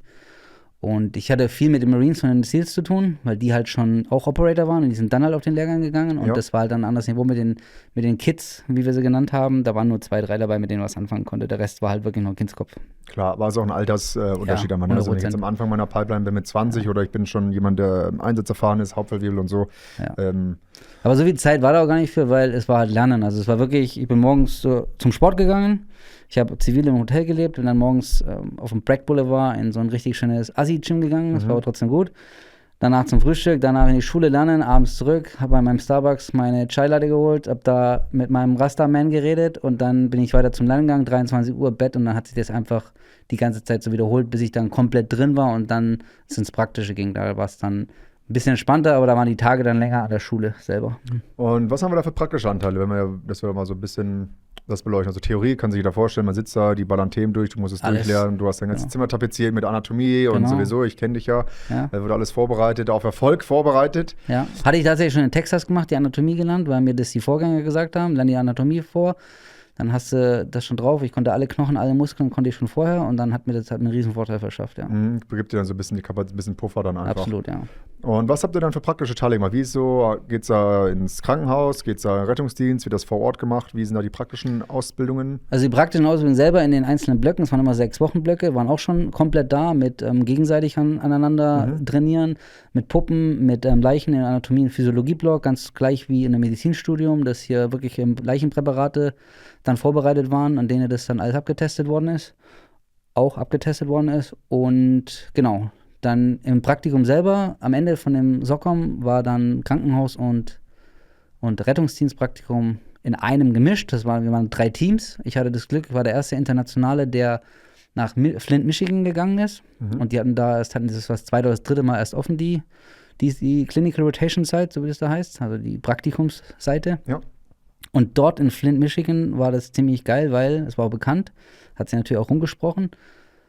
Weil dort ist der Sheriff ein Paramedic, quasi eine Einheit, weil er halt so, ja, es war damals zu dem Zeitpunkt war es die Warzone of United States, weil Ford und General Motors nach Mexiko gegangen sind und dann ist halt alles im Bach runtergegangen, Drogenkriminalität und alles. Und da war der Sheriff eine Paramedic-Einheit.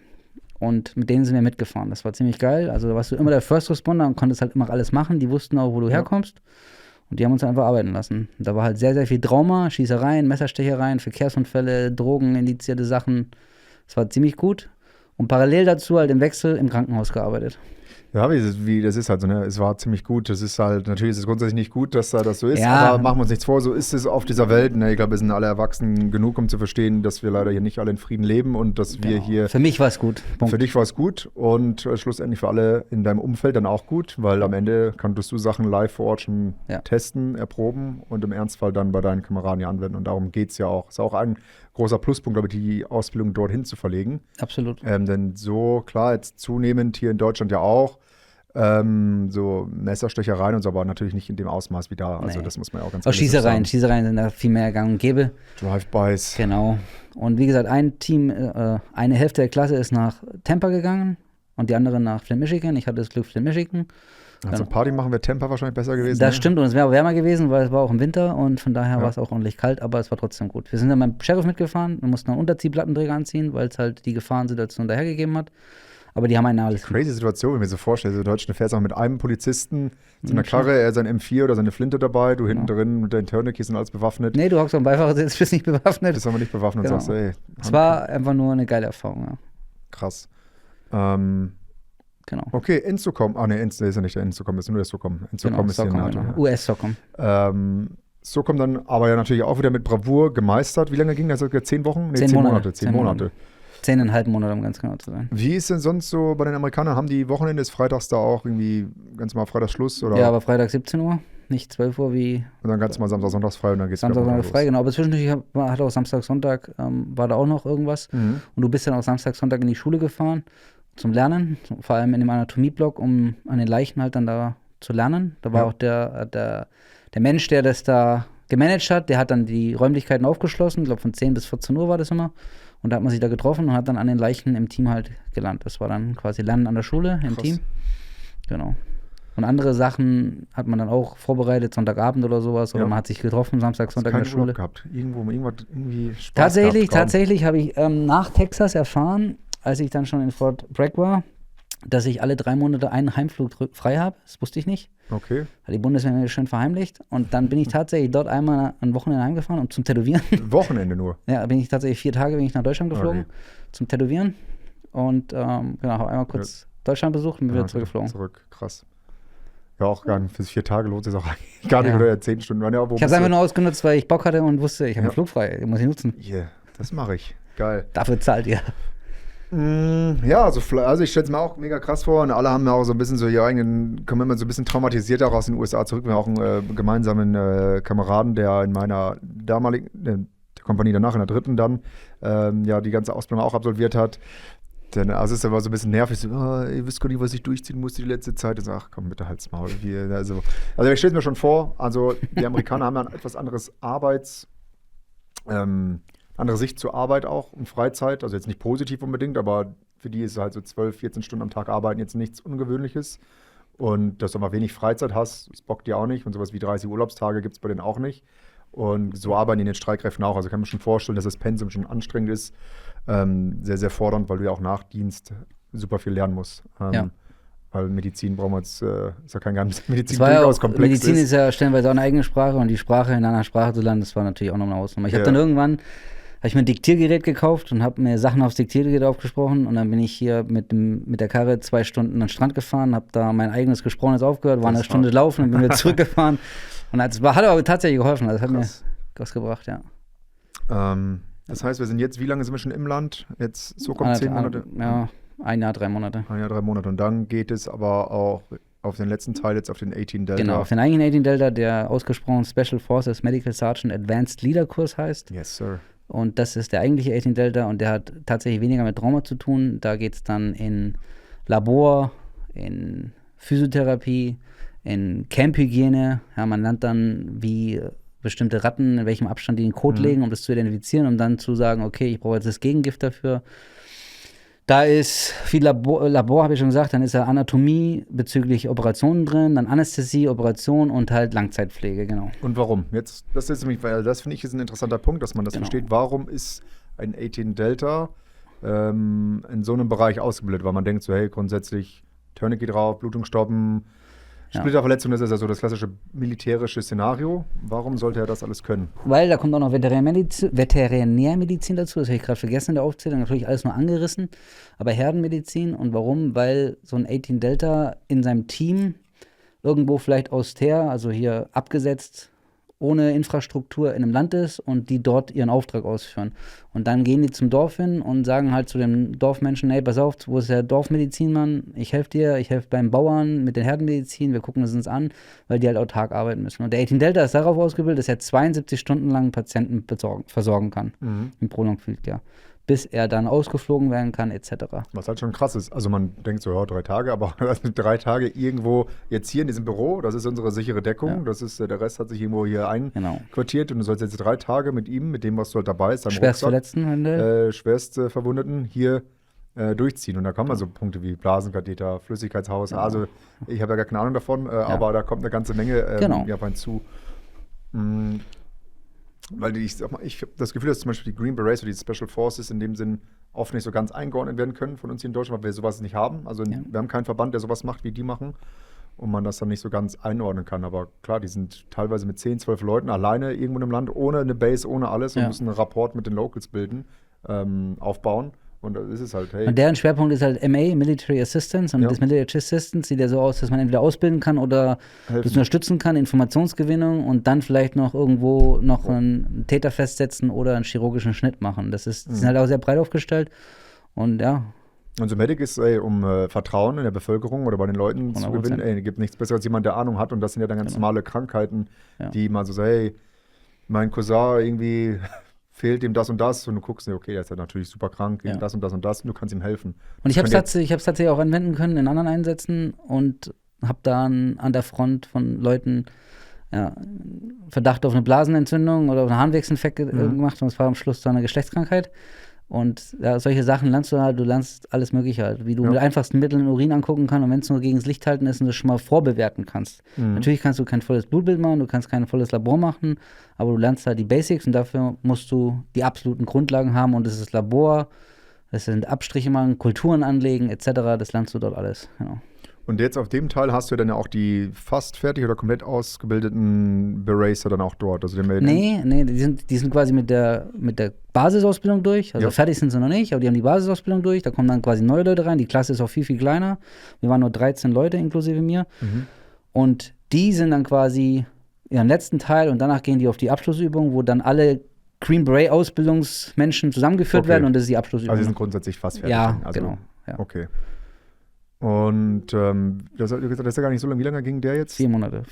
4,5 Monate nochmal, also viel Prolong, viel Care, viel Genau. klinisches Also du machst Arbeiten. diese ganzen Sachen, Labor, Physiotherapie und bei mir hat die Physiotherapie angefangen, vorhin hast du schon mal angerissen, bei mir war die Physiotherapie quasi so ein Startprojekt, wir haben den Unterricht bekommen und es gelehrt bekommen und ein Jahr später bei einem anderen Kameraden, der auf dem Lehrgang war, bei dem war es schon dann als Testung drin und auch, fällst du durch, bist du raus. Genau, und dann der Schwerpunkt ist dann auf Anästhesie und Operationen und da auch mit einem echten Modell, nämlich mit einer Ziege. Das läuft aber alles unter veterinärischen Bedingungen ab, 100% schmerzfrei. Und da hast du halt dann deinen Patienten, den du dann über 6 Wochen, je nachdem, wie sich die Wochenenden gestalten, 5, 6 Wochen hast du den Patienten und den musst du dann versorgen. Stirbt dein Patient, wirst du abgelöst. Ja, geht So schon ab, ey. einfach, so einfach ist das, ja. Ja, harter Tobak, ey. Also ich finde mir halt super geile Zeit, super spannend, aber auch sehr, sehr fordernd, sehr, sehr anstrengend auch. Ja. Und man muss auch dazu sagen, in der Zeit geht es in der Kompanie ja weiter. Also du verpasst ja dann auch Richtig, das normale Kompanie-Life. Das ist halt auf der Minusseite, ist es einfach, weil ich vermute mal, in dem Zeitraum war bestimmt nochmal ein Einsatz. Ja, 2014 war ein Einsatz, den habe ich verpasst, ja. Und den hast du dann verpasst. Aber retroperspektiv war ich froh, dass ich auf dem Lehrgang war, weil das das was mir Wort hast du heute schon sehr oft verwendet. Ja, weil ich mag dieses Wort. So wie du alles gut magst. Alle ich wache. Ja, Ja. genau. Und dann, aber es ist so, es war so, Ja. fertig aus. Und für mich gab es auch nur, entweder bestehe ich diesen Lehrgang oder andere Option ist, ich werde Touristen- oder Terroristenführer in Mexiko. Es gab für mich keine Option, das nicht zu bestehen, weil jeder hat auf dich geguckt. Also ist ja nicht jeder, der da hingeht, das sind ja einzelne ausgewählte Leute, keine Ahnung, das sind jetzt irgendwo 20, 30 Leute jetzt insgesamt aus Deutschland, die Ja, du diesen Lehrgang. repräsentierst Deutschland, du repräsentierst das KSK Genau, und so weiter. alle Also gucken halt auf dich und deswegen gab es halt für mich die Option, ich muss das Ding bestehen, no matter what. Auch wichtiger Punkt, gar nicht zu unterschätzen, wenn du als Kommandofeld irgendwo hingehst, ne? Also man denkt immer, das ist halt geil, aber du musst halt auch immer abliefern, egal wo du bist oder auch wenn es ein Thema ist, wo du nichts mit zu tun hast und gar nicht besser sein kannst als der andere, wird natürlich immer so, ja, man hat schon immer genau hingeguckt, man hat immer schon so einen Performance-Druck, jetzt nicht übertrieben, ne? Aber man denkt schon, ja, eigentlich kannst du es ja gar nicht erlauben, hier irgendwo abzuschmieren, was andererseits auch gut ist, weil du dann denkst, ja, dann gebe ich halt immer extra Gas, weil jeder so ein gewisses Gefühl von Ehre hoffentlich hat und sagt, hey, das gönne ich mir jetzt hier nicht, hier zu versagen vor euch, ihr Lappen. 100%. Und vor allem du repräsentierst, wie gesagt, eine Nation und den Verband. Und jeder, der dabei war, irgendwo jetzt in den Teams oder so ist, redet da dann, wenn er keine anderen Deutschen jemals kennengelernt hat, oder hey, wie denkst du, sind so die German Operator? Weißt du, so, hey, ich habe schon mal einen getroffen, geiler Typ. Oder sagt, nee, er ist auf ein richtiger Lappen. Und dann erzählt er das rum und denkt, ey, wir sind alles Lappen. Ja, Das genau. hat schon echt einen krassen Impact, so internationale Zusammenarbeit. Absolut. Mhm. Ich habe auch Gut, mit 2 Leuten habe ich noch bis heute Kontakt, tatsächlich, ja, mit 2 Amerikanern. gut, dass du performt hast, Max, das ist gut. Ja, ich habe mir Mühe gegeben. Das ist geil. Okay, also da haben wir, glaube ich, mal den 18 Delta, was er überhaupt grundsätzlich ist, was dazu Genau. gehört. Auf Made in Delta, Entschuldigung, wenn ich unterbreche, auf Made in Delta machst du dann auch nochmal ein Praktikum, das ist aber dann nur krankenhauslastig und da wendest du dann die ganzen Sachen an. Also ich habe auch 9 Kinder auf die Welt Ich wollte gebracht. es gerade sagen, ja, stimmt, du hast recht. Ja, 9 Kinder habe ich auf die Welt gebracht in diesem Praktikum tatsächlich und das ist halt dann wirklich auch so, dass die Leute, die dort die Praktikanten, die 18 Delta Praktikanten betreuen, die sagen halt einfach, ja, du kannst das, mach's. Und dann stehen die nur daneben und du musst alles alleine machen und die werfen dich halt nicht ins kalte Wasser, aber sie lassen dich halt arbeiten. Das ist halt nicht mit so vielen Auflagen, wir müssen gucken, du bist Praktikant, wie in Deutschland, das habe ich ein paar Mal erlebt. Ja. Mag an anderen Einrichtungen wenn das Vertrauensverhältnis Ja. zur Rettungsdienstschule oder so ist, beim Notfallsanitäter anders sein.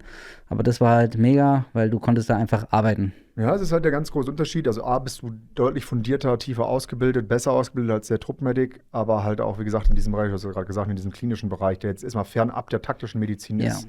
Einfach weil es der 18 Delta so vorsieht und das gibt natürlich trotzdem den Vorteil, insgesamt mehr Verständnis zu haben, Absolut. was einfach nur gewinnbringend sein Ein kann. Notfallsanitäter ist ja auch ausgebildet in Geburtenhilfe, auch im RTW drin.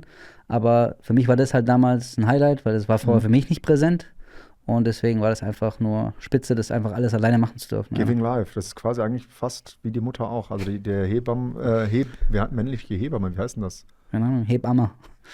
Nein, gibt es keinen Begriff, glaube ich, für.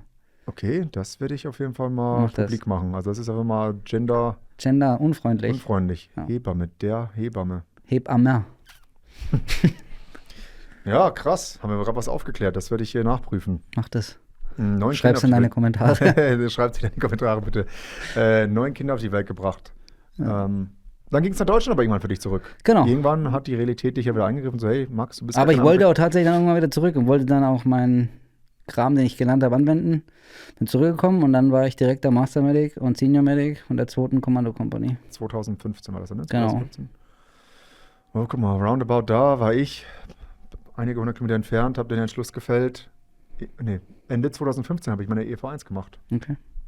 So haben wir unsere Wege sich vielleicht schon mal ganz kurz. Maybe. Wer weiß es. Who knows?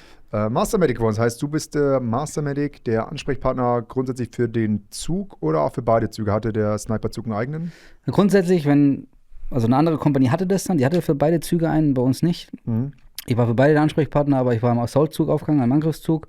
Und meine primäre Aufgabe war immer noch Operator, aber halt nicht mehr im regulären Trupp, sondern ich war dann im Zugtrupp aufgehangen. Und genau, habe meine Medic-Aufgaben wahrgenommen, aber bin trotzdem als Operator mitgelaufen. Genau, aber das muss man schon rausstellen, das ist halt dann, wäre deswegen, also bei mir war es ja auch so, dass man mal gesagt hat, hey, wie sieht's aus, hättest du tendenziell mal Bock drauf, das zu machen?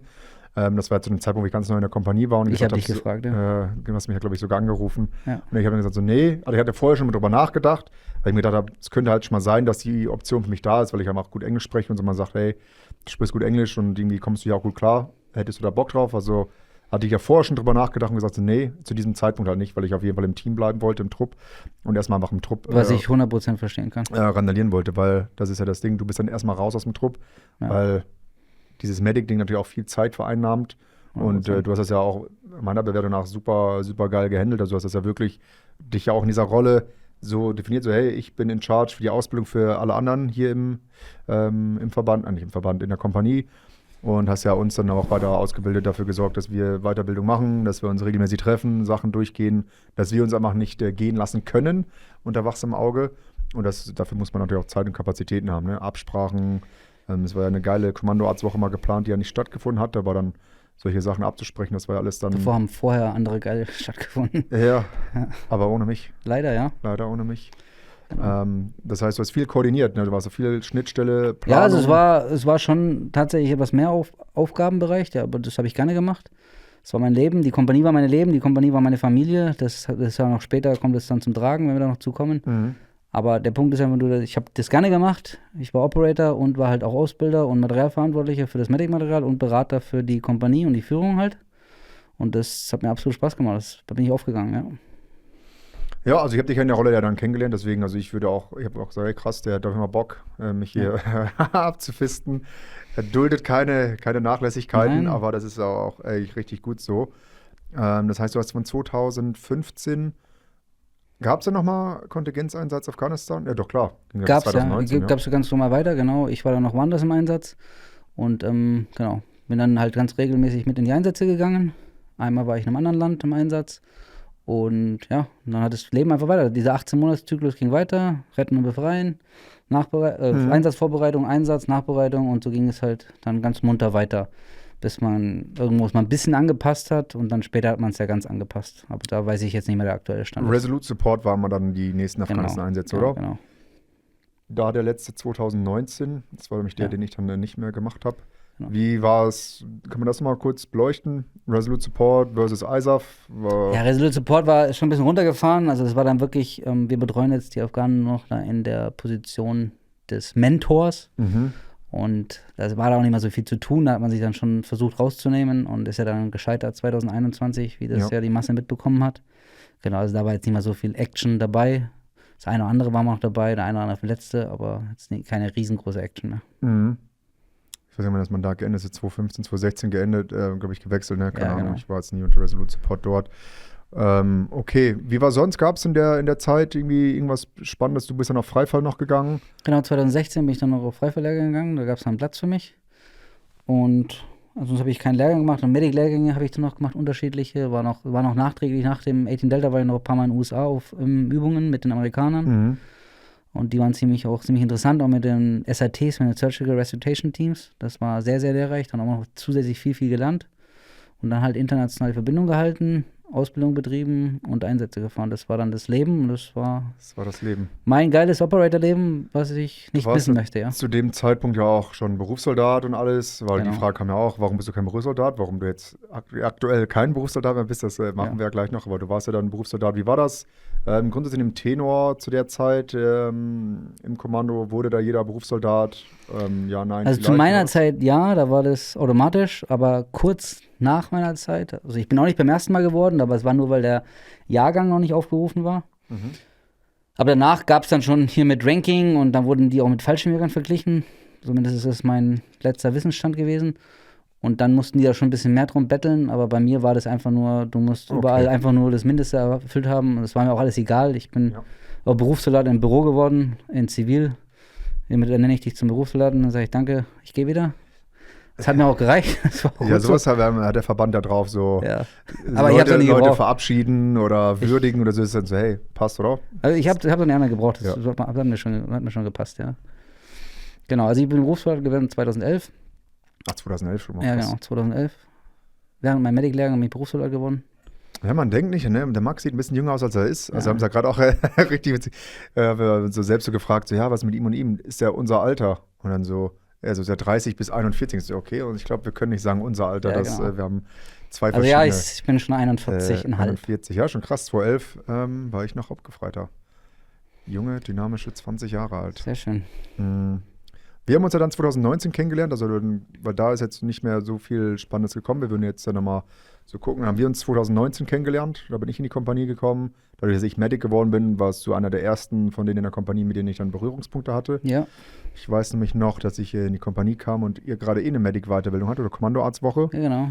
Richtig direkt involviert. Direkt involviert. Die Amputees waren da. Genau. Amputees sind ja, korrigiere mich nicht falsch, Einsatzgeschädigte oder auch generell Geschädigte, die Ja, Leute, die ohne Extremität auf die Welt gekommen sind oder durch einen Unfall die Extremität verloren haben. Einsatzgeschädigte tatsächlich sind wenig dabei. Oh, okay, ich dachte, das wären viele. Naja, es sind nur 3, 4 Leute gewesen, immer von diesem ganzen Team. Und die Amputees in Action ist eine britische Firma, die dann halt die Verwundeten dargestellt haben als für uns. Und die wurden dann professionell geschminkt. Und jemand, der nicht weiß, dass es eine Schminkung ist, könnte auf Distanz denken, das ist echt. Und die spielen das auch sehr, sehr gut. Der einzige Nachteil war halt die Sprache, weil die halt hartes britisches Englisch gesprochen haben. Für dich ja kein Problem. High English. Für mich war es yes. auch kein Problem zu dem Zeitpunkt und genau. Und die haben wir dann mal eingesetzt zum Training und das war halt absolut hochwertig und effizient. Und die Leute sind dadurch auch besser geworden. Und das hatte ich mehrfach schon davor gemacht in der Kompanie. Und ich kannte die von 2013 und habe die dann, irgendwann habe ich gesagt, ey, wir brauchen die hier in Calw. Und dann habe die dann quasi versucht daherzuholen und habe die für die Kommandoarztwoche dann rangeholt. Kommandoarztwoche war quasi die interne Weiterbildung für die Kompanie, um die Medics zu zertifizieren oder aufrechtzuerhalten, dass die halt ihren Kram auch können. Genau. Und es hat auch mega mal Spaß gemacht. Ja, man unterschätzt das, glaube ich. Also es ist halt schon ein krasser Faktor, einfach weil sonst ist es ja viel mit sich selbst. Ne? Also du bist jetzt der Verwundete, ich mache mein Ding und so weiter und so fort. Auch mal gutes Training, aber jemanden Fremdes erstmal da zu haben, jemand Weibliches zum Beispiel, macht auch schon einen krassen Unterschied, die halt auch das hier beruflich machen. Also auch dann so Schmerzschreien und so weiter und so fort, sich mehr so wehren. Also einfach viel, viel realer, als wenn man das jetzt unter sich macht. Hat schon einen krassen Faktor, ja. Das und auch mega makaber. Und ich so, hey, crazy. Das Gute ist auch, die machen das ja öfters und wenn du denen halt sagst, pass auf, spiel mal Spannungspneumothorax ein zum Zeitpunkt XY oder ich tapp dich an und dann spielst du es ein, dann können die das halt auch einspielen. Und ich war schon immer ein Freund davon und ich bilde ja schon jetzt seit 10 Jahren auch nebenberuflich aus und jetzt ja im Schwerpunkt, wo wir nachher wahrscheinlich noch dazu kommen werden und ich bin ein Freund davon, so wie der Medic behandelt, so verschlechtert oder verbessert sich der Patient. Weil diese Stereotype, ich habe ein Protokoll und ich arbeite nur diese Protokolle jetzt ab, egal was der Medic macht, ist in meinen Augen komplett Stellen falscher Bilder. Ja. Und das war halt mit denen super zu machen, weil die halt auch gewusst haben, okay, der Medic macht jetzt das Tourniquet hat so lange gedauert, jetzt passiert das, jetzt könnte das passieren. Und da ist halt die Erfahrung wieder entscheidend. Und die Erfahrung, die ich halt gesammelt hatte, konnte ich halt da super mit reinbringen. Und ich behaupte, dass meine Medics sehr gut ausgebildet waren. Ja, auf jeden Fall, das war super gewinnbringend, sowas zu machen. Das war so die erste Berührung, die wir hatten. Ich kam dann rein, so, hey, ich bin der Neue, ich werde jetzt die Medic und so, ja, geh kurz raus. Ne? Und dann hatte ich halt diese Lage, die ich dann kurz lösen durfte, am Tourniquet-Anlage und so, dass man kurz gucken konnte. Und dann ging es ja für mich da in der Kompanie los, unter deiner Fittiche, was die Medic-Ausbildung und so anging. Ich habe dir mal Aufgaben gegeben, das weiß ich noch, ja. Ich habe fleißige Aufgaben Und der Zugführer hat sich ja immer lustig gemacht, weil wir beide dann auf Englisch geredet haben. Ja. Das weiß ich noch, ja. Ja, es ist halt geil, weil du konntest dich so ein bisschen in Übung halten, weil du sagst, ja, das ist schon wichtig, auch dieses in Englisch beibehalten. Für mich war einfach gut, einfach generell immer wieder Aufgaben zu bekommen, dass ich direkt in diesem Medic-Loop drin bleibe. Und auch medizinisch, die Medizinisches Englisch, ja. Medizinisches Englisch, der auch umgehen kannst. Weil, machen wir uns nichts vor, das ist auf internationaler Ebene und 99% aller Medivacs waren immer US-lastig. Also Ja, das die wird paar man Deutschen, die sagen. geflogen sind, ja gut, Respekt an die, absolut Hätten auch Respekt. noch Englisch verstehen können, weil Ja, zur Not. ja, aber der Punkt ist es war halt meistens US-lastig. Ja. Nee, super wichtig, dass man sich davor nicht verschließt. Ne? Also Absolut. das Englische kommst du nicht drum herum, ob du das gut oder schlecht findest, das wird gar nicht diskutiert, Ja. weil du musst es halt können. Gerade auf der Ebene, auf der wir gearbeitet haben. 100%. Das schon erwartet. Ja, dann kommen wir mal zu dem Kapitel, weil die 2. Kompanie, nicht jeder, aber ist ja verrufen mittlerweile durch Bild, Funk und Fernsehen. Du viel, viel länger in der Kompanie als ich. Du ja auch schon den ersten Skandal 2016, 2017 dort quasi mit durchleben müssen. Letztendlich ist es ja so, dass unsere Wege sich ja auch dann getrennt haben 2020, Genau. als die Kompanie aufgelöst wurde. Ja. Ähm, Genau, die Kompanie wurde ja 2020 aufgelöst.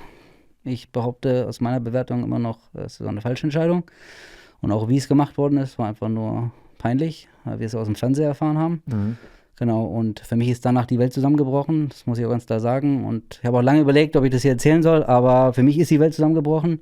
Ich bin in ein massives Loch gefallen und bin dann krank geworden, habe schweres PTBS entwickelt, beziehungsweise ist ausgebrochen und genau, war ziemlich am Boden. Hatte dann 2, 3 Menschen, sehr nahe Menschen um mich herum, die mich da durchgebracht haben durch die Zeit. Und mittlerweile, wie du es ja vorhin gesagt hast, warum ich kein Bears bin ich dienstunfähig ausgeschieden und genau, bin jetzt quasi raus und mache jetzt mein eigenes Projekt, der Improvising Medic. Die meisten werden es kennen oder viele werden es kennen, die meisten nicht. Genau, das ist für mich meine Art der Therapie quasi auch jetzt, das Wissen weiterzugeben und Leute, die Bock haben, halt mit meinen Sachen, mit meinen Erfahrungen da zu bestücken und die auszubilden, genau. Ja, es ist halt also ein Thema, hochsensibles Thema. Ich kenne mich durch so eine Thematik halt einfach gar nicht aus, deswegen kann ich da jetzt gar nicht viel zu sagen, aber es ist Ja. irgendwie auch logisch, ne, wenn man so überlegt, du hast jetzt x Jahre mit einem sehr, sehr hohen Einsatztempo gearbeitet, du hast in dieser Kompanie ja gelebt, du kanntest die Leute seit Jahren, wie gesagt, hast du deine Familie und ich glaube, man konnte es ja gut, alles, was passiert ist, so die ganzen Sachen, die man so gesehen hat, gut verarbeiten, weil man in diesem Kreis zusammen war und dann wurde einem dieser Kreis ja einfach, der wurde mal zersplittert, einfach so. Das heißt, von heute auf morgen im Endeffekt stehst du ja erstmal alleine da.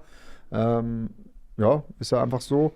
Es ist quasi der Boden wurde den Füßen weggerissen und genau, wie du gesagt hast, das war halt meine Familie und da verarbeitet man die Dinge halt auch in Gesprächen und in der Kameradschaft, in der Waffenbrüderschaft. Ja. Auch wenn es für viele vielleicht ein böses Wort ist, für mich ist es kein böses Wort, weil das ist einfach so, das kann jemand, der das nicht erlebt hat, kann es nicht nachvollziehen. Und ja, das ist für mich alles weggebrochen und für mich ist dann die Welt zusammengefallen.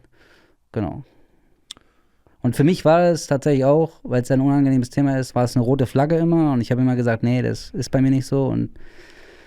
Aber man muss es einfach eingestehen und es gibt ganz, ganz viele alte Kommandos auch, da brauchen wir uns nichts vormachen, die dem Alkohol ziemlich frönen und die bestimmt auch das eine oder andere Problem da drin ertränken, um das so mal metaphorisch zu sagen. Aber de facto ist, ich habe mir dann Hilfe gesucht und genau, bin jetzt da geendet, wo ich geendet bin ausgeschieden, dienstunfähig mit PTBS und anderen Diagnosen und ja, verarbeite das jetzt einfach, indem ich jetzt einfach versuche, eine Aufgabe zu finden und die Aufgabe ist unter anderem im Schwerpunkt, Leute mein Wissen weiterzugeben und ja, stoße da auch auf positives Feedback tatsächlich. Ja, würde mich wundern, wenn nicht. Also man muss ja so sagen, gut, ich kenne natürlich nicht mal jeden auf der Welt, aber dass die Kompetenz, die du hast, mit dem Erfahrungsschatz und der Fähigkeit zum Ausbilden, die du hast, also diese 3 Dinge würde ich mal kurz rausstellen, gibt es so einfach nicht. Also es gibt vielleicht einen von den 3 Punkten, dass einer gut ausbilden kann oder viel Erfahrung hat oder viel Kompetenz hat. Also einen von den 3 gibt es sicherlich mal, aber es alles 3 zusammentrifft, in dem Maße glaube ich nicht, dass es das auf dem deutschen Markt auf jeden Fall gibt. Doch, gibt es schon. Ja. Da gibt es einen, mit dem ich auch zusammenarbeite. Der war auch mal Kommandosoldat. Der Name ist auch bekannt, Jerry Meyer. Und Okay. der hat es auch definitiv drauf und mit dem arbeite ich schon seit 10 Jahren zusammen. Und das ist, ja, also gibt ganz, ganz wenige, sagen wir es mal so, die aus dieser Nische kommen, ausbilden können und die Erfahrung auch haben. Genau. Und die Expertise auch. Genau, Nur absolut. Erfahrung bringt ja auch nichts. Man muss ja auch ein bisschen wissen. Und wie gesagt, du bist ja sehr, sehr fundiert ausgebildet. Deutlich, deutlich weiter so als der Wald- und Wiesen-Medic hier, wie ich es vielleicht mal war oder sonst jemand in der Truppe ist, was ja gar nicht disputierlich ist. Absolut nicht. Jeder muss ja auf dem Level ausgebildet werden, welches er benötigt. Ich bin auch kein Freund von diesen ausbilden, was wir in der Bundeswehr, glaube ich, gerne machen. So, ey, der geht jetzt auf den und den Lehrgang, wow, und jetzt, eigentlich braucht er das gar nicht. Genau, man muss halt die Sinnhaftigkeit hinterfragen, wie setze ich den ein. Und Genau. der eine oder andere sollte schon besser ausgebildet sein, das habe ich auch gesehen, auch wenn man im Einsatz mit anderen Einheiten trainiert hat und wir denen Übungen gestellt haben, was auch immer vorgekommen ist. Und wenn ich dann halt sehe, dass dann halt manche da einfach, die haben voll Bock, aber denen fehlt das Wissen. Und ich sage mal, so ein Multiplikator, wie ich das war, das sollte man schon irgendwo haben in der Kompanie. Klar. Und ich weiß zum Beispiel in Donaueschingen, da ist ein Soldat, der hatte da eine ziemlich hochwertige Ausbildung, der war der höchst ausgebildete und der war quasi ein Multiplikator und der hat auch rausgestochen und der hat die anderen groß ausgebildet. Und dann ist es egal, was für ein Dienstgrad das ist. Und von daher, ich sehe schon, dass man 1, 2 Leute höherwertig ausbilden soll, damit die das Wissen weitergeben können, aber ich muss nicht hier, ich sage jetzt mal, den Feldwald-Wiesen-Soldaten zum 18 Delta ausbilden. Das macht überhaupt keinen Sinn, weil der gar nicht in dem Einsatzspektrum eingesetzt wird. Genau, und da geht die Kompetenz auch verloren, weil einmal lernen bringt dir nichts, du musst ja auch die Fähigkeit beibehalten. Ne? Das Absolut, können wir, glaube ich, auch ein Lied von singen im Kommando, wie schwierig es ist, alle seine Kompetenzen aufrechtzuerhalten. Das ist halt nicht einfach zu sagen, ey, ich bin Top-Freifallspringer, Top-Schütze, Top-CQBler, Top-Medic, Top-Funker und so weiter. Irgendwann ist halt so, jo, kann ich nicht. Ich kann nicht alles auf dem höchsten Niveau. 100%. Und man dreht sich immer so im Kreis. Man muss in Übung bleiben. Also Und dann kommt noch dazu, man muss ja irgendwo gucken um Privatleben und ja, komm. wenn dann Leute noch Kinder und Frau haben Ach, und komm. müssen noch 800 Kilometer pendeln, dann ist es ja auch schon. Hör doch auf. Kümmere du dich um deine IT hier. Privatleben. Guck erstmal, ob die Kamera noch an Ja, ist. es läuft noch. Privatleben. Lächerlich. Haken hinter. Genau. Okay, dann lass uns doch, du hast ja gesagt, also Therapie, das hast du alles noch bundeswehrintern gemacht, du warst ja noch bei der Bundeswehr, hast dort für dich die Therapie begonnen. Ich denke mal, sowas schließt man letztendlich niemals ab. Das ist ein dauerhafter Prozess, ob man das jetzt fremdgesteuert oder eigengesteuert irgendwie weiterführt, sei mal dahingestellt. Aber ich, wie gesagt, kenne mich nicht aus, ich kann mir nicht vorstellen, man sagt, jo, geil, passt und jetzt ist durch. Absolut nicht. Ich habe Höhen und Tiefen gehabt, bin auch einmal ein bisschen fetter geworden und da arbeite ich immer noch dran. Das kann ich dazu stehen. Wenn man eine Fressattacken hat, jeder verarbeitet es anders. Genau, das ist einfach so, da muss man dann das beleuchten und halt damit arbeiten und ja, also es wird auch nicht aufhören und man gibt ja unterschiedliche Meinungen noch dazu, unterschiedliche Behandlungsmethoden. Genau, und das Umfeld macht halt ganz, ganz viel aus. Ja. Für dich ist ja jetzt erstmal wieder Sportroutine rein etabliert, Genau. Und da kommen wir jetzt dann darauf zu, okay, du bist dann ausgeschieden. Und jetzt Improvising Medic, so wirst du genannt in den sozialen nenne ich mich Medien. selber. So nennst du dich selber und so nennt man dich dann auch. Ja. Und was ist der Improvising Medic? Was machst du? Was steckt dahinter? Für jemanden, der vielleicht aus dem Bereich Medizin kommt, wieso könntest du interessant werden? Also in den Jahren, in denen ich da jetzt quasi KZH war, krank zu Hause war, habe ich natürlich nicht ganz den Kopf in den Sand gesteckt, sondern habe dann überlegt, okay, wie geht das Leben jetzt hier weiter? Und habe dann überlegt, okay, ausbilden kann ich, Medic kann ich, irgendwie muss ich das vereinbaren. Okay, ich bilde schon aus nebenbei, aber immer nur so nebenbei, deswegen, warum nicht mein eigenes Ding aufziehen? Und dann bin ich auf die Idee gekommen, das halt zu machen mit der speziellen Sache. Und da ich mich vom Kfz-Mechaniker schon angefangen musste zu improvisieren im ersten Einsatz und da aus 3 Autos 2 gemacht habe, weil 3 kaputt waren, dann da 2 draus gemacht habe, habe ich einfach festgestellt, beim Medic geht es ja genauso improvisieren und ich habe auch auf dem Lehrgang in den USA, habe ich mir halt Kits gebaut, um schneller, effektiver zu sein. Da habe ich mir ein IV-Kit selber gebaut, so dass ich es quasi aus dem Rucksack rausgemacht habe, einfach nur aufgerollt habe und alles war in der Reihenfolge, wie ich es abarbeiten musste. Und da habe ich einfach Bock drauf gehabt. Dann habe ich festgestellt, manche Skills kann man vereinfachen, indem man bestimmte Tricks anwendet und halt Drill anwendet. Genau, und das möchte ich jetzt weitergeben. Und meine Zielgruppe sind die Leute, die Bock haben. Also wirklich, die Leute müssen Bock haben. Ich möchte keine Institution ausbilden, die da drin sitzen und sagen so, oh, ich muss das jetzt machen, weil es mir gesagt worden ist. Und die Leute, die Bock haben, sind absolut herzlich willkommen bei mir. Und die bilde ich mit Liebe aus. Und individuell. Also wir machen dann quasi einen individuellen Plan. Da wird halt dann geguckt, was dein Stand ist, wo du stehst, was du machen willst, in welchem Medier du bist, was für Ausrüstung du hast, wo wir es machen. Und es ist absolut komplett individuell. Und dann gehen wir darauf ein, auf kleine Tricks und Hacks und Drills, dass du besser wirst. Weil wir hatten es ja vorhin auch schon mal im Gespräch. Wiederholung ist der Schlüssel zum Erfolg. Wenn ich halt 1000-mal meine Waffe aus dem Holster ziehe, dann mache ich es irgendwann noch blind. Und so ist es mit Medic Skills genauso. Genau, das ist quasi so der grobe Rahmen dafür. Man kann aber schon sagen, du bildest ja auch oder hast, ich glaube auch aktuell, bildest du ja auch schon noch Behörden aus. Also, Nee, also als zweite Ausbildungsperson, genau. Also ich habe jetzt keine Aufträge mit Behörden. Du persönlich nicht, aber du Genau, aber ich unterstütze, genau. Genau, bei den SEs und so weiter, weil die ja Genau. viel auch extern sich ausbilden lassen. Genau. Finde ich eigentlich eine coole Sache, weil die sagen, die Expertise im Haus haben wir gar nicht so sehr. Holen wir sie von wem anders. Die Bundeswehr ist ja meistens ein bisschen verschlossener. Drittanbietern, die will ja alles selbst machen, ist aber auch eine andere Struktur. Also du bist ja super erfahren in allen Bereichen. Ne? Also, ja, es ist auch sehr schön, mit SE auszubilden, weil das halt auch das gleiche Klientel ist. Habt auch viele Freundschaften mittlerweile entwickelt und ja, das ist dann auch tatsächlich, auch wenn das der eine oder andere nicht verstehen würde, aber es ist für mich Therapie tatsächlich auch, mit den Leuten mich zu umgeben, in dem alten Umfeld zu sein und halt auch stumpf zu reden, so wie du das auch zwischendurch machst, was ich ja auch sehr begrüße. Guck mich nicht so kritisch an. Frech.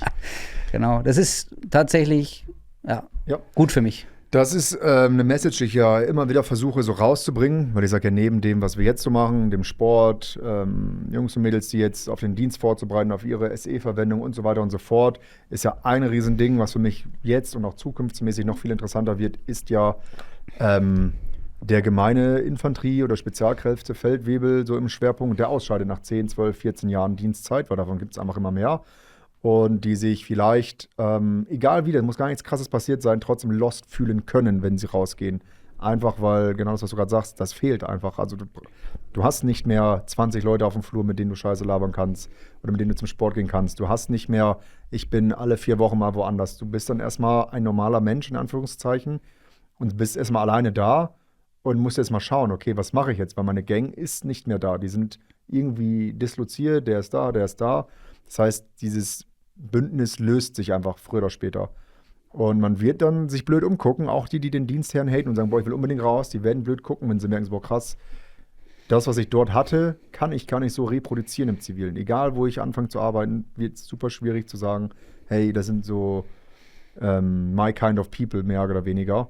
Ja. Und ich möchte einfach auch so ein bisschen darüber sprechen, so die Leute so abholen, dass sie bewusst darüber nachdenken, so okay, was kommt auf mich zu, wenn ich rausgehe. Ne? Also ich brauche eine neue Mission und ich glaube, das ist das, was jedem von uns, also gerade aus unserem Bereich, sonst das Genick bricht, wenn du das nicht hast, wenn du dann nicht eine neue Mission für dich definieren kannst, egal was es ist. Ne? Das heißt, unterschreibe ich sofort und das ist auch bei mir der Grund gewesen, weil bei mir es halt so abrupt kam, Kompanie aufgelöst, ich stehe vor einem riesen Scherbenhaufen und wie geht's jetzt weiter? Und deswegen...